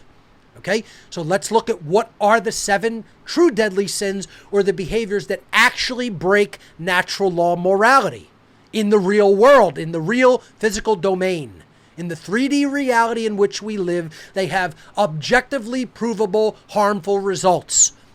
The 7 deadly sins or 7 true transgressions against natural moral law are these 7 actions: murder, assault, rape, theft, trespass, coercion, and willfully lying when it comes to information that is actually required to make informed decisions. Okay? I don't look at little menial white lies like, okay, a husband doesn't like the dress his wife chose and she loves it and thinks she looks great in it, and she goes, holds it, goes out in front of the mirror, tries it on, and walks in front of the mirror. Her husband's standing in the background. She goes, honey, I love this dress. What do you think about it? And he goes, oh, I like it on you, sweetheart. But he really doesn't. Okay? I'm not talking about on the last one, when we're talking about lying, I'm not referring to what people have referred to as little white or venial lies like that aren't about anything about important decision making. I'm talking about lies like the whore, prostitute, paid and bought and paid for media come out on the nightly news and go, masks are going to totally protect you and others from this COVID thing, which spreads by viral contagion. And you got to be very fearful about it. We got to take your freedoms away as a result. And if you don't let us do that, you don't care about anybody. You're a selfish person. You're a fucking liar about something that's truly important. Okay? That's the kind of lying I'm talking about, that is holding back the ability to make true, informed decisions regarding the truth of the matter that needs to be understood. by the general population, and you're being paid and accepting money to lie to the public. That's the kind of lies I'm talking about in action number 7, in deadly sin number 7 there. Okay? So understand there is gradation when it comes to that last one, but none of the other ones have any gradations. Murder. The taking without right of life that is not yours to take. Now, follow the progression of the true 7 deadly sins, which are not vices, they are true crimes. Murder, the taking without right of life that does not belong to you to take, including animal life, including human and animal life. That is what murder is defined as. The taking without right of life that does not belong to you to take is called murder. You are taking property which does not belong to you. Number 2, assault. You are taking the well-being of a sentient being that does not belong to you to take. You are taking unrightfully. Assault is defined as the unrightful taking of the well-being or health of a sentient being which does not belong to you to take. That is also a form of theft. Okay? You are stealing that well-being from someone by assaulting them, initiating physical harmful behavior, and therefore taking their health or well-being from them. You have no such right to initiate that physical harm. Rape. You are initiating the sexual assault which deprives someone or takes or steals their free will of sexual association with another. That is not your free will right to coercively take or steal from someone. That is objective harm in the 3D space, in nature. Okay? That's rape. Also a form of theft. Taking someone else's free will sexual association without the right to do so. Never have the right to do that. Okay? Murder, assault, rape, theft. The taking of property, physical items, property, which does not belong to you to take. Okay? Nor do you have the right to defraud people of property, etc., which would fall under lying, is fraud, deception. Okay? And fraud. Murder, assault, rape, theft, physical stealing of property. Okay? Simple theft. Okay? Murder, assault, rape, theft, trespass. That is also a form of theft. You are taking the security of another being in their own personal living space or lair. You have no such right to do that. You don't have the right to burst in my house unwelcomed. That's called trespass. Okay? You are stealing something when you do that. You are stealing my ability to live securely in my own space that I am actively using and which I actively own. You are taking property away in that regard. You are violating property and its usage. So that is a form of theft. Okay? Coercion is the next one. You have no right to perform coercion upon another person. What are you taking or stealing without right when you engage in coercion or duress? You are taking someone else's free will away through coercion, violence, and duress. This is what the government and police and military do every single day of their existence. Okay, they are guilty of one of the 7 deadly sins of coercion by following orders. Okay? So that's a form of theft, taking someone's rights away, their freedom away. You're taking their right to make free will decisions away regarding their rights. You don't have that right. That's a form of theft. You're stealing someone's free will and rights as a result of coercion and duress. And then finally, lying, which we already talked about. That's the stealing of necessary truth and or the deliberate withholding of necessary truth when someone does not understand it, because then in the absence of that truth, you have stolen their ability to make informed decisions about things that are truly important. Namely, rights and freedom. That's why deliberate willful lying regarding rights and freedom is such a bad, quote, deadly sin and a transgression against natural law. All of these are objective and have nothing to do with subjective opinion. All of these are forms of theft. There is only one true harm that can be performed by one being to another. Theft. That is it. And again, we are held responsible for theft as higher order thought functioning beings who have the holistic capacity for the understanding of the difference between right behavior and wrong behavior. That is why human beings are held accountable according to cosmic, moral, natural law, principles, and behaviors, whereas the animal kingdom that does not have that holistic intelligence is not held to the same moral standards or accountability. So animals have nothing to do with what I am referring to and what other philosophers and people who have studied and taught the occult principles of natural law refer to as natural law, capital N, capital L. If other people tell you that natural law has anything to do with the behaviors of the animal kingdom that is lower level in their development and higher and thought functions than human beings, which have a much higher order of thought and understanding capability than animals, than the standard animals of the animal kingdom other than humans, they are lying to you, or they are totally ignorant and do not understand what natural law is. Okay? Somebody made a meme, I might show it to people one day. You know the guy, the Spanish guy in the movie, it's Princess Bride. You know, great movie, very good allegorical movie about truth, okay? There's a meme floating around, oh, you keep using that word, but I don't think you know what that word really means, right? This is a meme that goes around of people who are saying that they think they understand what the definition of a word means, like a right, but they don't really have the definition correct in their own understanding. And then they ignorantly spout the definition of a right or a wrong. And then somebody mocks them by saying, you keep using that word, but I don't think you really know what it means, right? Somebody made a meme of me looking like that guy saying, you keep using the term natural law, but I do not think you know what it means. I love it. Loved it. Saw it like a week ago, and I think it's an awesome, funny meme, okay? Because it's true. Most people will not listen to the hundreds of hours I've spoken about natural law. And then they come out and here's who they are.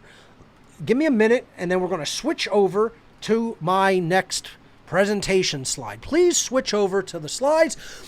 Yeah, natural law means that a lion can take down the gazelle on the plains of Africa, and he can eat it up, and that's natural law. And Passio, I've never listened to a fucking word that the guy says, but he's an asshole, and he doesn't know what natural law means, but I know it means that human beings are just like other animals, and we could just do any harmful things that we want to other people just like animals can, because Darwinism is true, and social Darwinism is true, and it's all morally subjective. There's no real objective right and wrong, and I know what I'm talking about, but I haven't listened to 1 second of what Passio's ever said in the podcasts. Yeah, you're a fucking moron, dunce, fuck-faced little boy and girl who thinks you know like that. And I'm done being nice about it. And I've been done being nice about it for the longest time.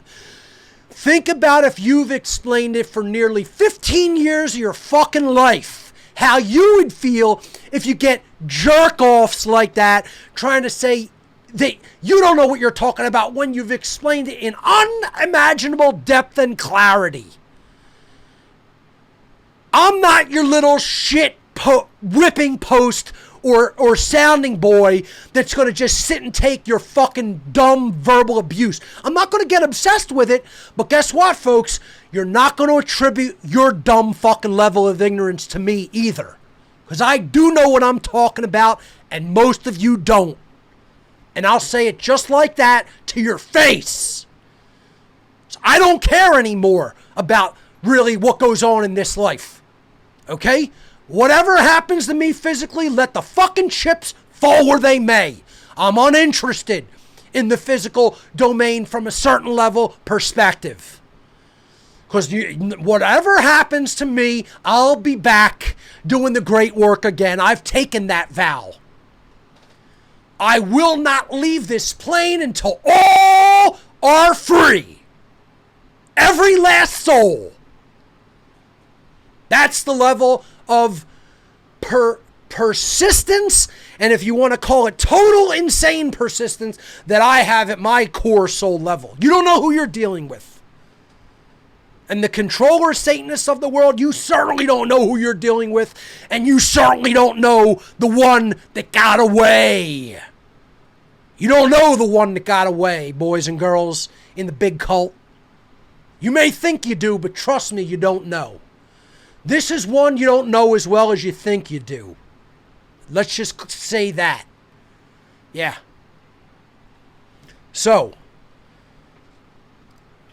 let's go to some more callers. I think I've explained what objective harm is enough times and in enough places online for people to get it. Please don't listen out of order. And again, I'm not going to go nuts on about the question, but imagine if you were answering this question for nearly 15 years and you've said it in every conceivable way and form that you could, in every media that you could, in every interview that you could, and then people are still asking this as the first question that comes in via email. Think about how it would make you feel inside your own mind and physiology. I want to really hammer that in to people's perception. I want you to really do the exercise. Picture saying the same fucking thing for 15 years. And then when you open up questions, the first thing that someone asks is, could you please go over this again? As if you haven't said it enough thousands of fucking times. We'll go back to more emails in a minute. Let's go to another caller. All right, let's go to Bob. Bob, you're live on What on Earth is Happening. Welcome. Hey, can you hear me? Yes, I can. Welcome to the show. Thank you very much. I can't believe the synchronicity, actually. You probably won't believe this yourself. The reason why I called this, about 15 years ago, we first interacted via a series of emails. Didn't go on very long. I think you were on Red Ice Radio or something. And yeah, I was interviewed on there at least a couple of times. Yeah, and you were talking about what you just talked about now, and you sent out like a challenge to the audience to come up with a form of harm which wasn't ultimately theft. Right. So I thought about it for a couple of minutes, and then I came up with something, and I emailed you, and I said, lying causes harm, and it's not theft. Right.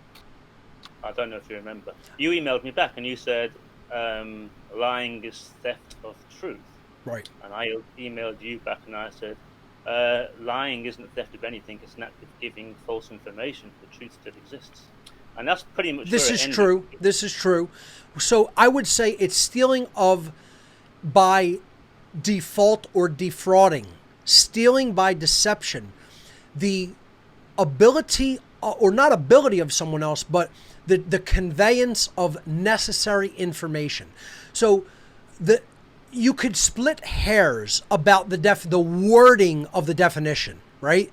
You could try to get into the exactitude of language, right? And this is what is known as semantics. And this is what I try to explain. We cannot get hung up on semantical arguments. We have to understand that certain things are true enough, right? And this is the idea, Terence McKenna often put this out. He said, I have gone back and forth with people to such a level of hair-splitting, word-splitting semantics that the entirety of the moral principle got lost because someone was demanding such exactitude and precision of what we would call imprecise language or conveyance of language. So that's why I tell people, understand the moral principle. Don't put out falseness into the world or deception into the world. It's that simple. Because, yes, while you could say objective absolute truth still exists in nature and that can never be destroyed, again, I actually use that term myself. Truth can never be destroyed, right? But you can dissuade someone from looking into it, or you can stop someone from looking into it because they've believed what you've told to them that is not true, that is a lie. So my advice is, while you could say technically if you use this word, it still means that, okay, you could look at it from a different perspective and say, well, this, puts an exception to the rule in place. When you look at it from the spirit of the law perspective, as opposed to trying to get down to legalese, exactitude of language and definitions, right? You will eventually go into what's called the letter of the law. And this is why the mystery traditions wrote very little in the ancient world. Only in the modern world did they really start conveying this through books and word, of printed word. And this is why I have been not hesitant, but in all honesty, reluctant to finish writing a book for this very reason. One word will be pounced upon. One word will be pounced upon by individuals, right? And they'll go into the ripping apart of one physical word. Whereas a back and forth exchange of ideas through the verbal communication can clarify, expound upon, expand upon understanding internally. Okay? This is why the ancient mystery traditions preferred the spoken word from mouth to ear. This is why I prefer the spoken word through the forms of new media that we have at our disposal from mouth to ear. Because language through written words, even communicated words in language, is imprecise. Then it can be clarified through the spoken word. To do it through the written language would require further and further and further written communication, which is why the ancients did not think it was as good of an idea as a lot of people think that it is today. And I'm not knocking or poo-pooing books. I think they're incredibly important. But you cannot get hung up on someone's wording and then think it makes the spirit of the statement untrue. You have to try to understand their general meaning, which is called the spirit of the law or the spirit of the message. I think I've done a tremendous job in communicating the spirit of the understanding of lying as a form of theft. And I think people who have an understanding spiritually of what this truly means and how it is a form of harm understand it from that spirit of the law perspective and are not going to semantically nitpick upon the word or the chosen wording of the definition. Okay?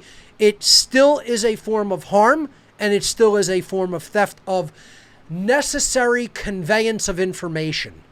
Yes, the truth exists independently of perception, but you can always erect roadblocks to it unrightfully, which is stealing someone else's path of getting there from them, essentially. You are attempting to cut them off from that path. So I'm going to let Bob come back on and ask him, do you think that that is a sufficient explanation of my understanding of why theft is a wrongdoing? Of why lying is a form of theft and wrongdoing? Well, about 3 years ago, I realized where I'd gone wrong, and I was incorrect. But I think we both are. This is what I think. I think that lying is merely a tool. You use it to elicit a certain action from whoever it is that you're lying to. Now, the intent of the lie may be harmful, or it may actually be helpful. And the consequence of somebody acting on the lie may be harmful, or it may be good. Well, this is the reason. Let me respond to that. The reason that the controllers only engage in speech, they at some level, yes, they're doing these horrifying satanic rituals, but many of them will simply engage in telling people a worldview and then saying, you go out and do this behavior. And I would personally label that as the distinction between Satanism and dark Luciferianism. Lying is still an action. You have to modulate your vocal cords and move your lips to produce the mouth noises to do it. So is it a behavior? It is still a behavior. It is not a subjective construct. You are doing that with your vocal cords, with your lungs, with your air capacity and muscles surrounding your lungs and diaphragm, and you are doing that with your lips and tongue. You are taking an action when you speak. I would say it is probably the thing that you could split the most hairs about regarding lying, which is why it is the 7th of the 7 deadly sins, and murder is the top one. I would say, coercion is another thing, because it can be implied. It can be duress, where you are implying, if you do this, I will then take action, but you never actually do the action. You just hold someone in fear of a potential action. Okay? All the other ones start in the physical domain. Murder, assault, rape, theft, trespass. Then coercion and lying are the last ones, which start in the non-physical and proceed to the physical. Okay? So there is a gradation that happens as you go further down the list. Okay? But nonetheless, it is action, and it does block the reception of truth. So the dark Luciferians are doing what you described. They are the ones who are engaging in just speech. The Satanists, who they control and ultimately inform the worldview of, are then doing the behavior, and their minions under them. That's the pecking order. Then if you really looked at the pecking order and you looked at the highest level dark Luciferian mind controllers and social engineers, whose names we will probably not discover or realize in our lifetimes, okay? Perhaps, but perhaps not. More likely than not understand or know those people's names, because they are so well hidden and entrenched, and they are covert and operate from covert locations and institutions. You are going to realize they really don't do many behaviors. All they do is put out a worldview for other people to latch onto. And that is how they attempt to insulate themselves as much as possible from karmic debt, from accruing karmic debt. It does not mean that they will not, because it's still a behavior. It's still wrongful behavior. It's still a harmful, wrong behavior to take. But it is the least amount of wrong, harmful behavior that can be taken by people who want to enact the agenda that they are attempting to enact. Ultimately, who is doing the most harmful behavior of murder, assault, rape, theft, trespass, and coercion? The police and the military, who they call their pets and dogs, who they call their well-trained animals. That is who is ultimately doing the most harmful behavior, whereas all these people at the very highest level of this food chain, occult pyramid, are doing is speaking words that are untrue. It is still a form of theft, but they get away with the least karmic debt as a result of engaging in that behavior, and they know it. And they know they're passing on the true brick load, the heavy truck full of bricks, to the police and the military, who get all the karmic debt because they're the ones performing the physically harmful behavior against other sentient beings. So, yep, I think... Completely agree with you about the police and the military. Yes. But I think it's the belief and the acting on the lie which causes the harm, not the lie itself. Because like I said, lying is just a tool. I could lie and the consequences could be good, and my intention could be for it to be good. So I don't think lying itself is necessarily a bad thing. Well, how could you lie about something truly important and bring about something good instead of something bad?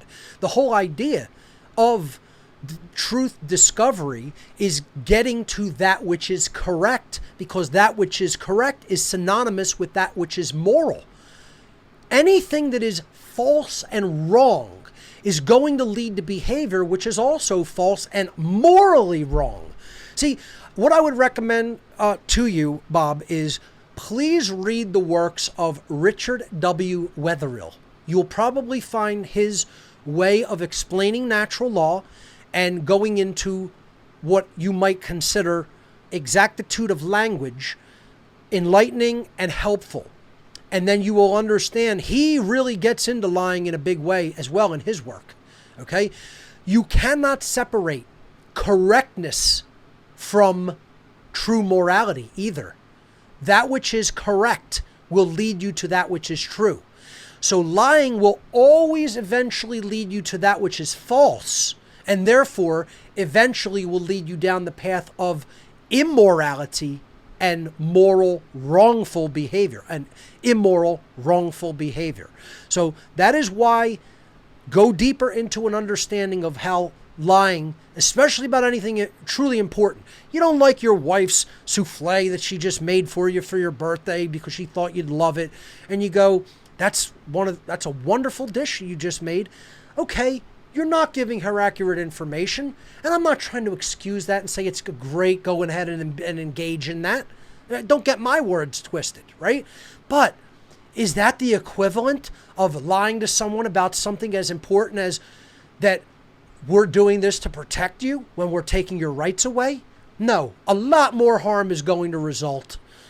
Is that like lying about who actually performed the covert operation of 9/11?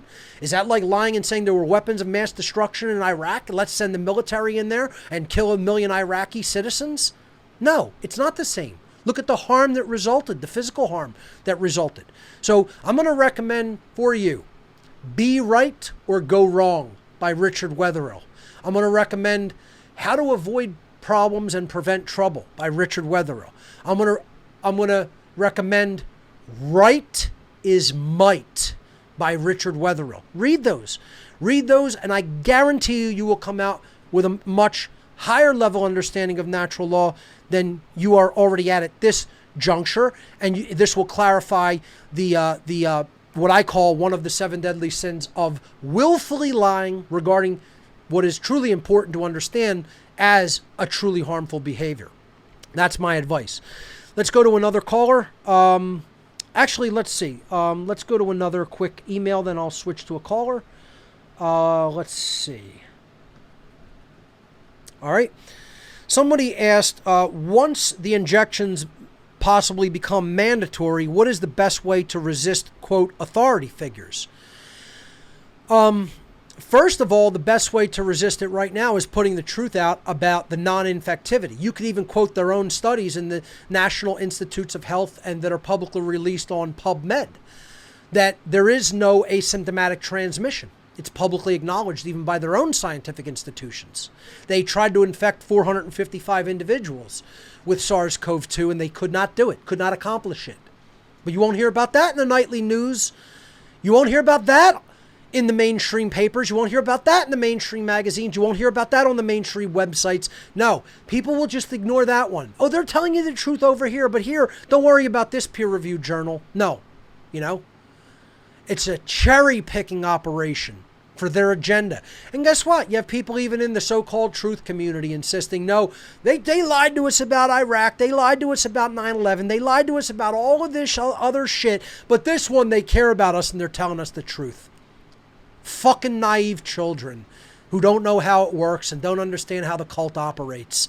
Because, deep down inside, you know what those people are? They never really got it. It's a shame. They brought their religion into the truth. I'm looking right at, a lot of people know who I'm talking about, and there's a lot of you. There's not one or two. There's like thousands of you. And I'm pointing right at you, and I'm talking right at you. At you. Not even to you at this point. I'm talking at you. You brought your religion into the truth, and it's not welcome. And you're going to suffer as a result. Not from my hands.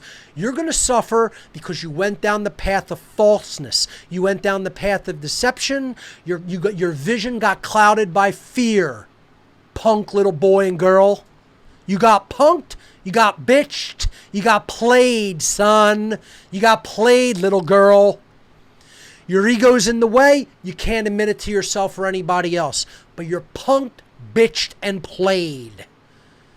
And you're going to suffer as a result until you can admit you were wrong, and then maybe you'll go back on the path of truth and continue up the mountaintop. But guess what? The best way of dealing with this is don't be apologetic to people.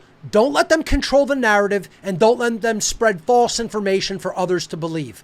And I don't mean physically don't let them. I mean we have to make the truth a resoundingly loud chorus by putting this information out there to all. How many people are doing that? How many people are doing it unafraid? How many people are doing it forcefully? Not violently, but saying, It's going out. You're not stopping me. You're not going to change my worldview by my actual understanding with your worldview with bullshit belief. I have knowledge based on accurate understanding of true data that is out there by assembling all the grammar, the pieces of knowledge, and understanding them and weeding out the logical inconsistencies and coming to an understanding of how it works. And then I'm putting that out there. That's a true worldview based on knowledge. Other people listen to bullshit liars on the mainstream media, have no understanding, have done no actual accurate research themselves, and they have a bullshit worldview based on ill information, an ill-read, uninformed opinion. And a dumb dunce like that is not going to inform my well-informed, knowledgeable understanding with their bullshit, non-knowledgeable opinion. Your bullshit opinion based on your feelings is not as good as my hard-won knowledge that is meticulously weeded through with the trivium process. So you're not going to tell me I don't know what I know and you have a better understanding based on your bullshit opinion given to you by known liars that you've grafted onto and said, well, that's good enough for me because I'm a dumb shit for brains idiot. You will not tell me I must believe what you currently believe, or you will strip my rights as a result of me not capitulating to your worldview and your worldview violence. And that's the attitude we need to take with these people. Not back off. Not back down. The more you back down, the more you're going to embolden and embrazen these people. And guess what? If we can't do it through words, it's going to have to be done with physical repercussions in the form of self-defense. Because you don't own my body and I'm not your fucking slave. And you're not going to put a mask on me. You're not going to put a fucking needle in my arm. And if you do, you'll be met with incredibly harmful physical resistance through self-defense. You want to play that game? You're going to win really, really impressive, silly prizes brought on by yourself. And guess what? Maybe that means I go, and I've said it before, then I go. So be it. Then I'll sing my warrior song and go to that place wherever it leads, but I've lived in righteousness and truth. You will not coerce me, and you will not own me. And you will certainly not bring my behavior into harmful compliance. Because I know what the truth is, and you do not. And when it comes time to be ready to go, we'll see who's more prepared. Look me right in the eye. See if I'm fucking playing. And see if I don't actually know that I'm more prepared than you to go. Let's look each other right in the eyes and take a moment. See who's more prepared. See if I'm playing. Yeah, you'll know. You'll know when the time comes. That's all I'm saying, folks. And you better get ready psychologically and physically for that eventuality. Because the boomstick's going to be coming out pretty soon. All the boomsticks going to be coming out. You think these things are a game? You think all these protests, you think that's a child's game? Holding up signs and bullhorns. You don't know what's coming. What's coming when the time comes, you won't see protests. You'll see real opposition. And everybody will know it then. You know, it won't be people throwing some bricks through windows in some stores in center cities of cities across this country. You'll know it when it comes. Yeah, and most people will be checking out of this planet on day one. Little shits. You'll be shitting your pants and checking out on the first 24 hours. That's what'll happen. Okay? So that's going to be how resistance to authority figures are going to eventually go if we don't wise the fuck up and start teaching this and not backing down. And I'll tell you what, it ain't going to happen here like it does in other places. You boys and girls in other places, You're going to be really shitting yourself when that time comes in other countries, because guess what? It ain't going down that way here in America.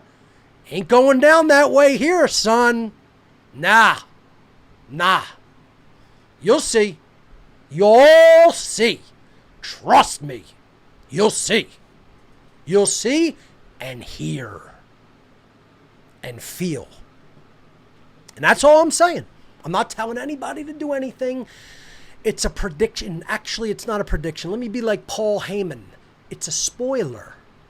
It's not a prediction. It's not a promise. It's a spoiler. Okay? If you know who Paul Heyman is from ECW and WWE. All right?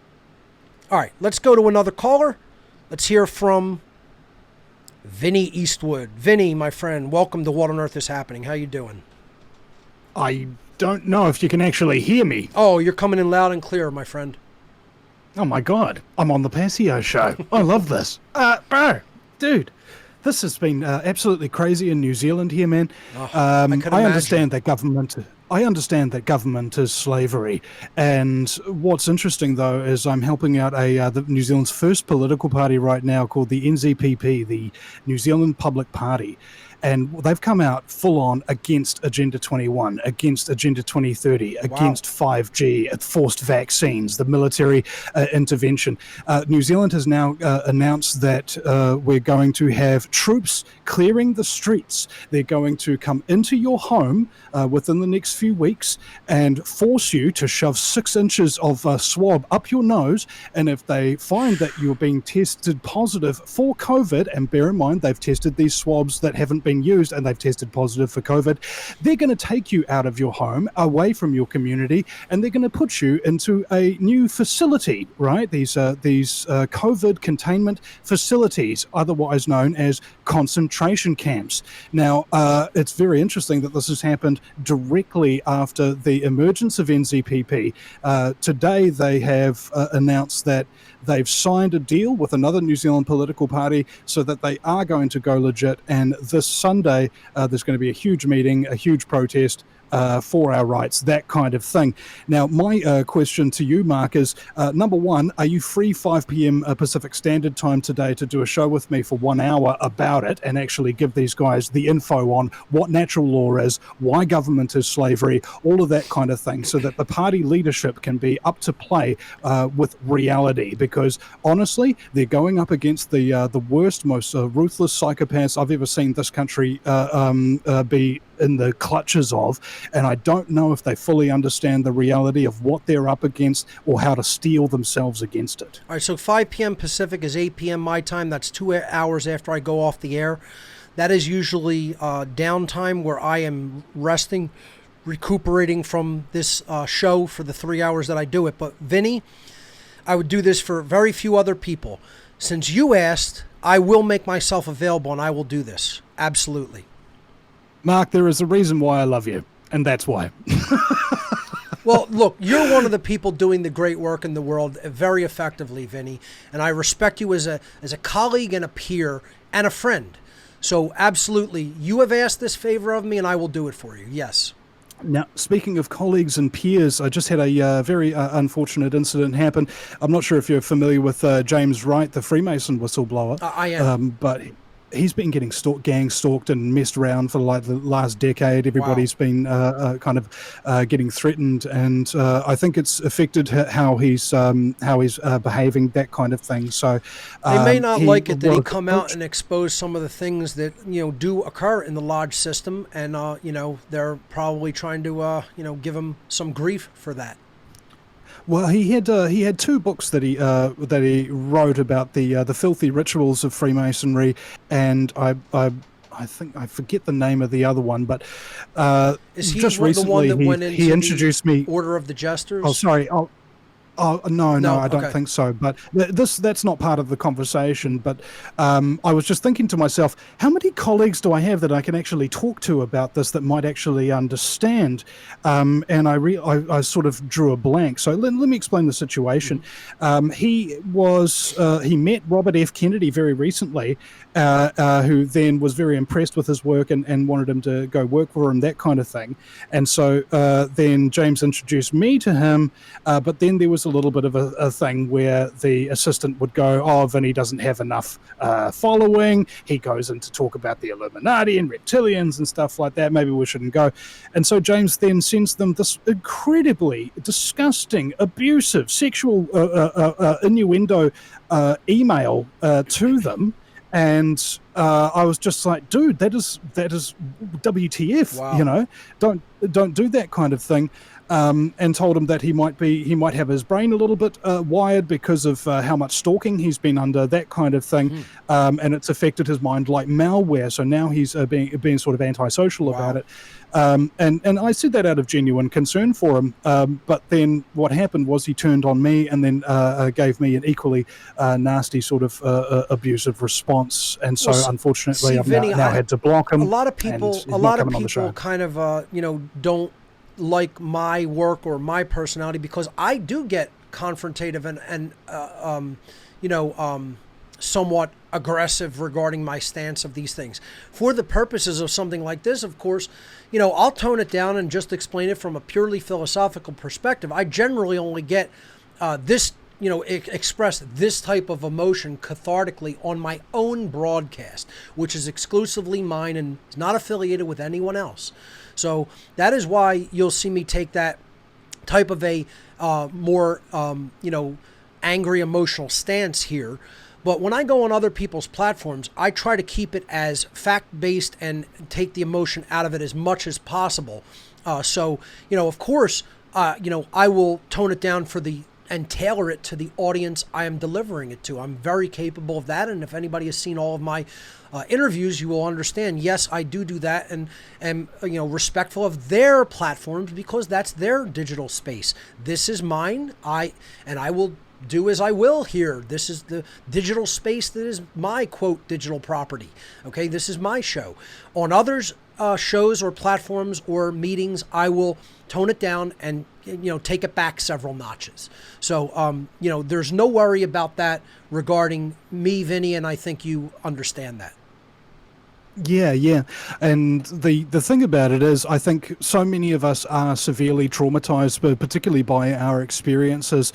And sometimes that makes trust or even listening to criticism, even from friends, a very, very difficult thing at this time in history. Sure. And that's why I go into potential healing methods for that type of trauma. And again, I keep reiterating that yes, you are not responsible for the trauma that was conducted upon you as a child, but as an adult, you are absolutely personally responsible for healing it, for fixing it, for healing it, so that you then don't repeat the cycle and conduct trauma upon others, or even continue to be a whipping post for other psychopaths conducting trauma upon others. It's our responsibility to learn about ourselves to the extent that we can go through the traumatic experiences that we've had, confront them, and ultimately to heal them. Okay, so this is something that I've talked about a lot here on What on Earth is Happening, and even given people some of the methodologies for healing. And again, you can get some of those with other researchers.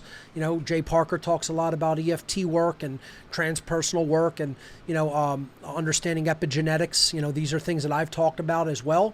And, it is each individual's responsibility to understand themselves and understand their experiences to the extent that they do that. Again, part of my, quote, trauma in the modern world is living around so many ignorant people that are so vibrationally low, they're harming other people's rights through their ignorance by not looking at the truth and ignoring it and refusing to bring it into themselves and accept what is true. And the destruction of human rights and freedom and even simple everyday tasks that we could once do that now we're being told we're prevented from engaging in because of lies and disinformation, and it's very angering. It's extremely, extraordinarily angering. And I say, again, We should never capitulate to these lies. We have to get up in people's faces about these things, you know? And again, you could even do that respectfully on other people's platforms, you know? You don't have to go you can go nuts on your own platforms, right? That's the difference between property. That's their platform. This is my platform. You do that on the platform that's yours if you want to ratchet it up a notch and cathartically get some of that anger out. Okay? Now, if I may, my friends, my band actually, we were having a jam. It was the first time jamming in a few months because of the lockdowns, right? And they said to me, you know, Vinny, you laughing at your own jokes on your show is grating on us. And I was just like, this is my band. These are my friends. I've got to do something about this. And so I was just like, okay, let's rein in the Vinny Eastwood a little bit here. Let's rein him in. And ever since then, I've actually become sort of a professional broadcaster. It's I love it when you laugh at your own jokes, Vinny. That's part of your unique charm. So I disagree with your band members, but that's okay. Oh, but still, I understood what they meant by it. Is like there's a certain amount of laughing at your own jokes. Like, for example, if I'm laughing at my own joke and I'm still laughing after about 10 to 20 seconds, and you're a live audience and you're waiting for the next bit of information, I could understand it can go that, to the right? extreme. I hear you. Yeah. Exactly. So it's all about reining ourselves in, because the key to being a moral man or a decent man is not what you will do, it's what you will restrain yourself from doing. Exactly. And folks, for those who may not know, Vinny, why don't you give out your website? And Vinny's one of the biggest broadcasters of truth in all of New Zealand, really all of the Southern Hemisphere as far as I'm concerned. So let people know where they can check out your work, Vinny. That's great. I've got to go to look after my baby in the next 60 seconds, so this is good. You can look for me at thevinnyeastwoodshow.com. That's Vinny with a Y, because it's the most important question. And on YouTube there, youtube.com/C/Vinny Eastwood NZ. And the live links are already ready there, Mark, so I will send those to you across Skype. Excellent. So you can promote them, and it is already counting down. So 2 hours and a half to go till showtime. Mark Passio on the Vinny Eastwood Show. I'm calling this episode Political Reality Check, because for the last month or so, this month, I'm helping the New Zealand Public Party, bringing in experts from all around the world, telling them and their audience and their voting supporters things that they do need to know if they actually want to change this country. Right. We'll do the let's face facts, ladies and gentlemen. It is about victory or death this time. Vinny, we will do the great work together and get those individuals informed. Okay, and just hit me up after the show, and just let me know, how it's all going to work, and we'll talk about proceeding. And I thank you for inviting me to be part of that. Already popped into your Skype, brother. Great. See you then. Thank you. Ladies and gentlemen, the great Vinny Eastwood. Awesome. Always great to hear from Vinny Eastwood. All right, let's go to another email question. This is working out pretty well. We got a lot. Oh my God, we have a lot of email responses too. This is where I want to keep questions, and I'll keep doing this week upon week. Maybe in the third hour, we could take some actual calls, and we can take some email questions. Why do I'm assuming that they mean, when they say they worship Bel, that they mean the Satanist or the big cult that runs the world. Why is that God so important? So I've talked about this a bit in older episodes, and I've talked about it on my formal presentation called Demystifying the Occult Part 2, Satanism and the Dark Occult. So the answer to this is Bel, Bill, Bull, Baal, however you want to put the vowel in there, the consonant combination of BL, okay? Beelzebub, right? Baal, right? The bull, which Satan has always been depicted as a bull god, the black, the golden bull of Wall Street, right? The dollar bill, okay? The Liberty Bell, okay? All kinds of symbols, bells used in rituals. You can go on and on and on and on. Okay? Paying bill, right? Paying bills, right? Bil is the other name for this god. It doesn't matter what vowel combination you put in the middle.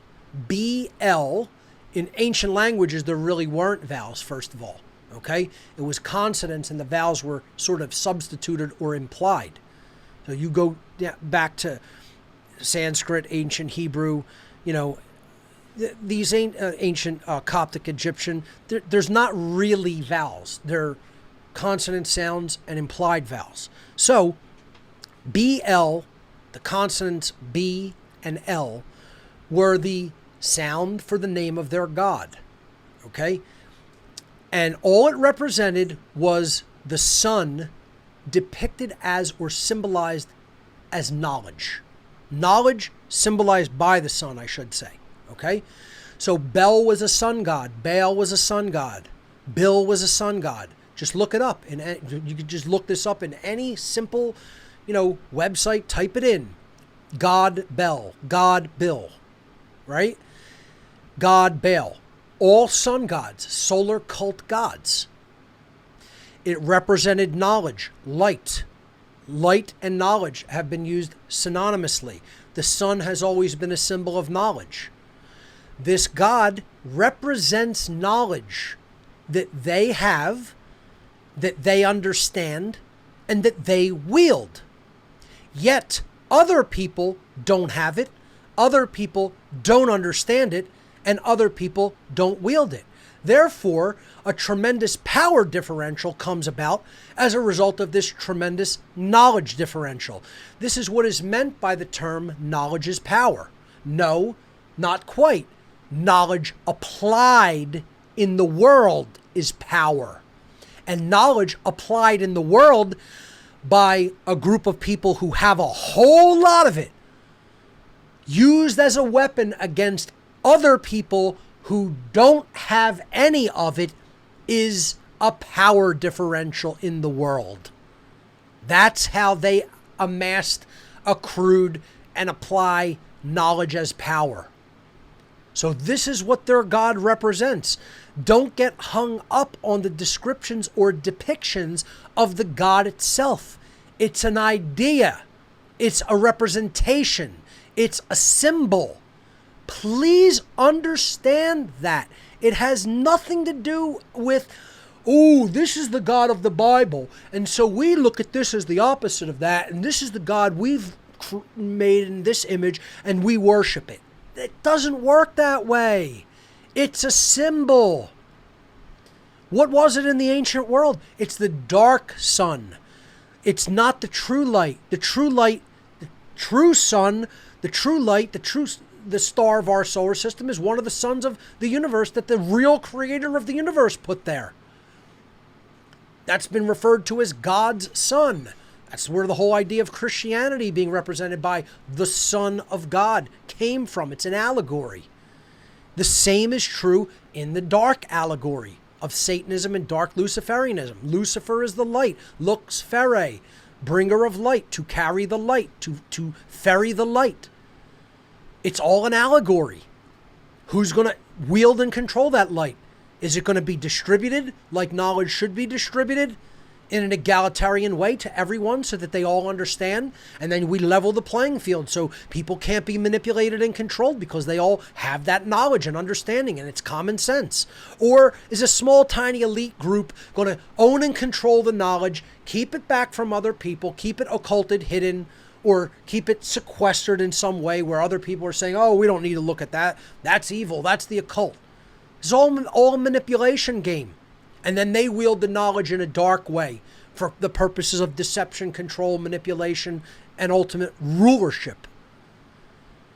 How many times have I said this, though, folks? Once again, I'm not knocking the people who are right and asking questions that have already been answered, but I can tell you haven't been through my material. This is the fucking problem. This is the problem. How many times do I need to say, go through all my material, and then you'll essentially have the basic understanding that I have? You want to get all the details of that understanding, then you need to read source material and books, get the arc, go through that. That'll take you multiple lifetimes probably, okay? You won't go through it all because you're not as 100% obsessive like I am. I am obsessive, and I don't mean addictive. There's a difference between addictive and obsessive. I have somewhat of an obsessive personality, meaning when I go into something, I go into it all the way. I'm not a halfwayer. I'm not a dabbler. If I go into something, I go into it all the way. Ask my family members what I was like when I was young. I had an obsessive streak since the time I was like 3 years old. Okay? If I'm going to go into something, I'm doing it all the way. I was never a half-asser. Most people are half-assers. You want me to look into 8 hours of material? How about 8,000 hours of material? Lazy piece of shit. I don't care who I offend or turn off. You don't want to learn this? Go fuck yourself. It's your karma and it's your fucking burial. It's your funeral, ass. Okay? And I'm not talking to any caller in particular, right? I'm just putting that out there as a general overarching statement. You don't want to know your fucking funeral. Okay? I'm not worried about not offending anybody anymore. You got to understand this is going to affect your life, your loved one's life, your freedom, their freedom, the end, whether you understand that right now or not. Make the decision to go deep into the knowledge, or it's your karma, and ultimately it's your fucking funeral. All right? So once again, a lot of these are going to be questions I've already answered many times. Once again, go back to the beginning of the podcast. Listen to it in fucking order. Okay? And once again, people go, Mark, you're turning off your audience. You're going to, go easy on these people. You didn't follow my instructions. It's not my orders. I'm not ordering. You don't have to do anything you don't want to do. You don't want to do it. It's your fucking funeral. But don't do it then. Stay ignorant. But again, you're asking me to take of, and I'm putting this out there for people to clarify. It's not something I haven't clarified in the past, though. It's kind of all repetition at this point. Very few people have asked me to cover anything new or clarify anything new. But then again, there is nothing new under the sun, right? It's probably going to be just clarification and repetition from this point forward, because I've largely put out all of the important things people need to understand to become awakened and enlightened. They just haven't really gone through it or done that work. So, I'll keep reiterating. Go back to podcast number 1. You probably won't have any more questions when you actually listen through in order to 231 or later. All right. Let's go to another caller. All right. Let's go to Kaylee. Kaylee, you're live on What on Earth is Happening. Welcome to the show. Hi, Mark. Hey, how you doing? I'm all right, considering I'm living in Melbourne and it's turning into a police state, but okay. Aren't we all? I'd just like to say I actually admire you expressing your sacred gift of anger. I find it quite inspiring. It doesn't Thank you. put me off in any way. Yeah, I enjoy it. So some people can handle that lightning bolt strike. Some people have a hard time with it. Again, I made a decision a couple of years back that I was not going to put on a persona here on air anymore. And I did. Back in the early days of What on Earth is Happening, I knew that my personality was like a lightning discharge, and if it entered people, they would not be able to handle it. And so I really put on a persona in the early episodes. And I said, it was a mask or a persona of, this is Mark from whatonearthishappening.com, and I'm going to kind of try to take it easy on you so you get it, and now I really can't even stomach that. I can't do it anymore. I literally cannot withhold my true personality, which was always like that, but I will not withhold it and put on a social mask for others 231 episodes in. I can't do it and I won't do it. But I thank you for being able to handle it and, telling me that, it's okay if I go, that angry from time to time. I'll try to keep it relatively balanced though, but thank you. Yeah, no, 100%. It's actually inspired me. I got talking to a guy called Brandon in the Discord chat room, and we decided to collaborate and create some videos and podcasts that are now up on his website called morelawsmoreproblems.com and also on BitChute. So fantastic. Give the site again, or the YouTube channel, whatever you want. So it's morelawsmoreproblems.com. And it's Comedy Lol on YouTube and on BitChute. Okay, so morelawsmoreproblems.com. Okay, and you can get that on YouTube and BitChute. And then what was the, you gave a YouTube channel? Comedy Lol. Okay. So it's actually Brandon's website and his YouTube channel, but we've collaborated on some things because I felt like I needed to start doing something, and he's kindly helping me with that because I'm not really great with technology. I did want to take the course, but we've got a time difference in Australia, so I couldn't do it, unfortunately. Well, I'm glad you're getting personally involved in the great work. That's good to hear. I love hearing that from my callers. That's the thing that makes me feel like there's hope, that people are actively putting websites together and YouTube channels and putting this information out there to the public.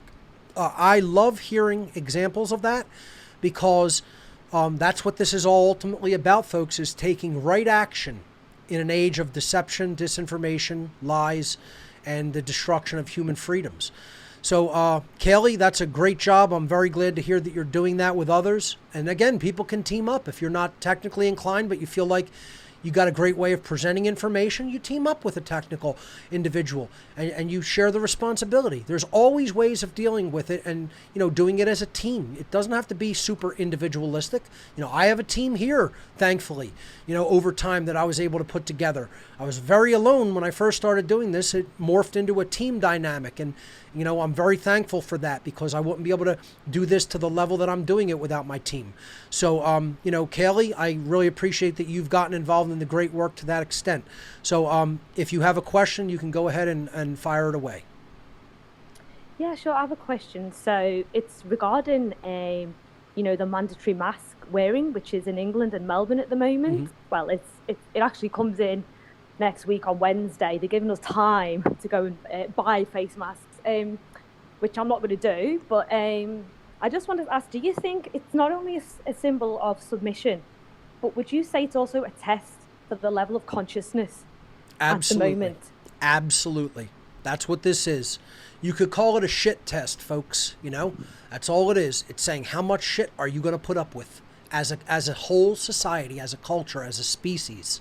That's all it is. That's all it is, because it's not effective. Look, if I thought there was actually a deadly illness that was airborne in any way, I wouldn't take chances. I talk about how important health is, how important, good nutrition and diet is, and doing juicing and blending of fruits and vegetables. Do you think I want to get sick? This isn't about getting sick. This isn't about helping anybody. This is a psyop to destroy human freedom. And secondly, viruses are not what we are being told, and they don't work the way we are working. Okay? And you could say all you want, that it's all the traditional methods of science. The people who are going to take that position are the people who have not actually done the reading and research in the scientific literature. And I'll tell you what they've done. We can do a whole show on it. We could do a series of shows on it. Okay? Here's what you go into the literature and you show them the peer-reviewed studies. I'll bring them all up, folks. I can go over tens of them on the show because there's hundreds of them out. Okay? You go into the literature, you bring up the published paper in whatever journal it happens to be, and they explain, here's what we attempted to do.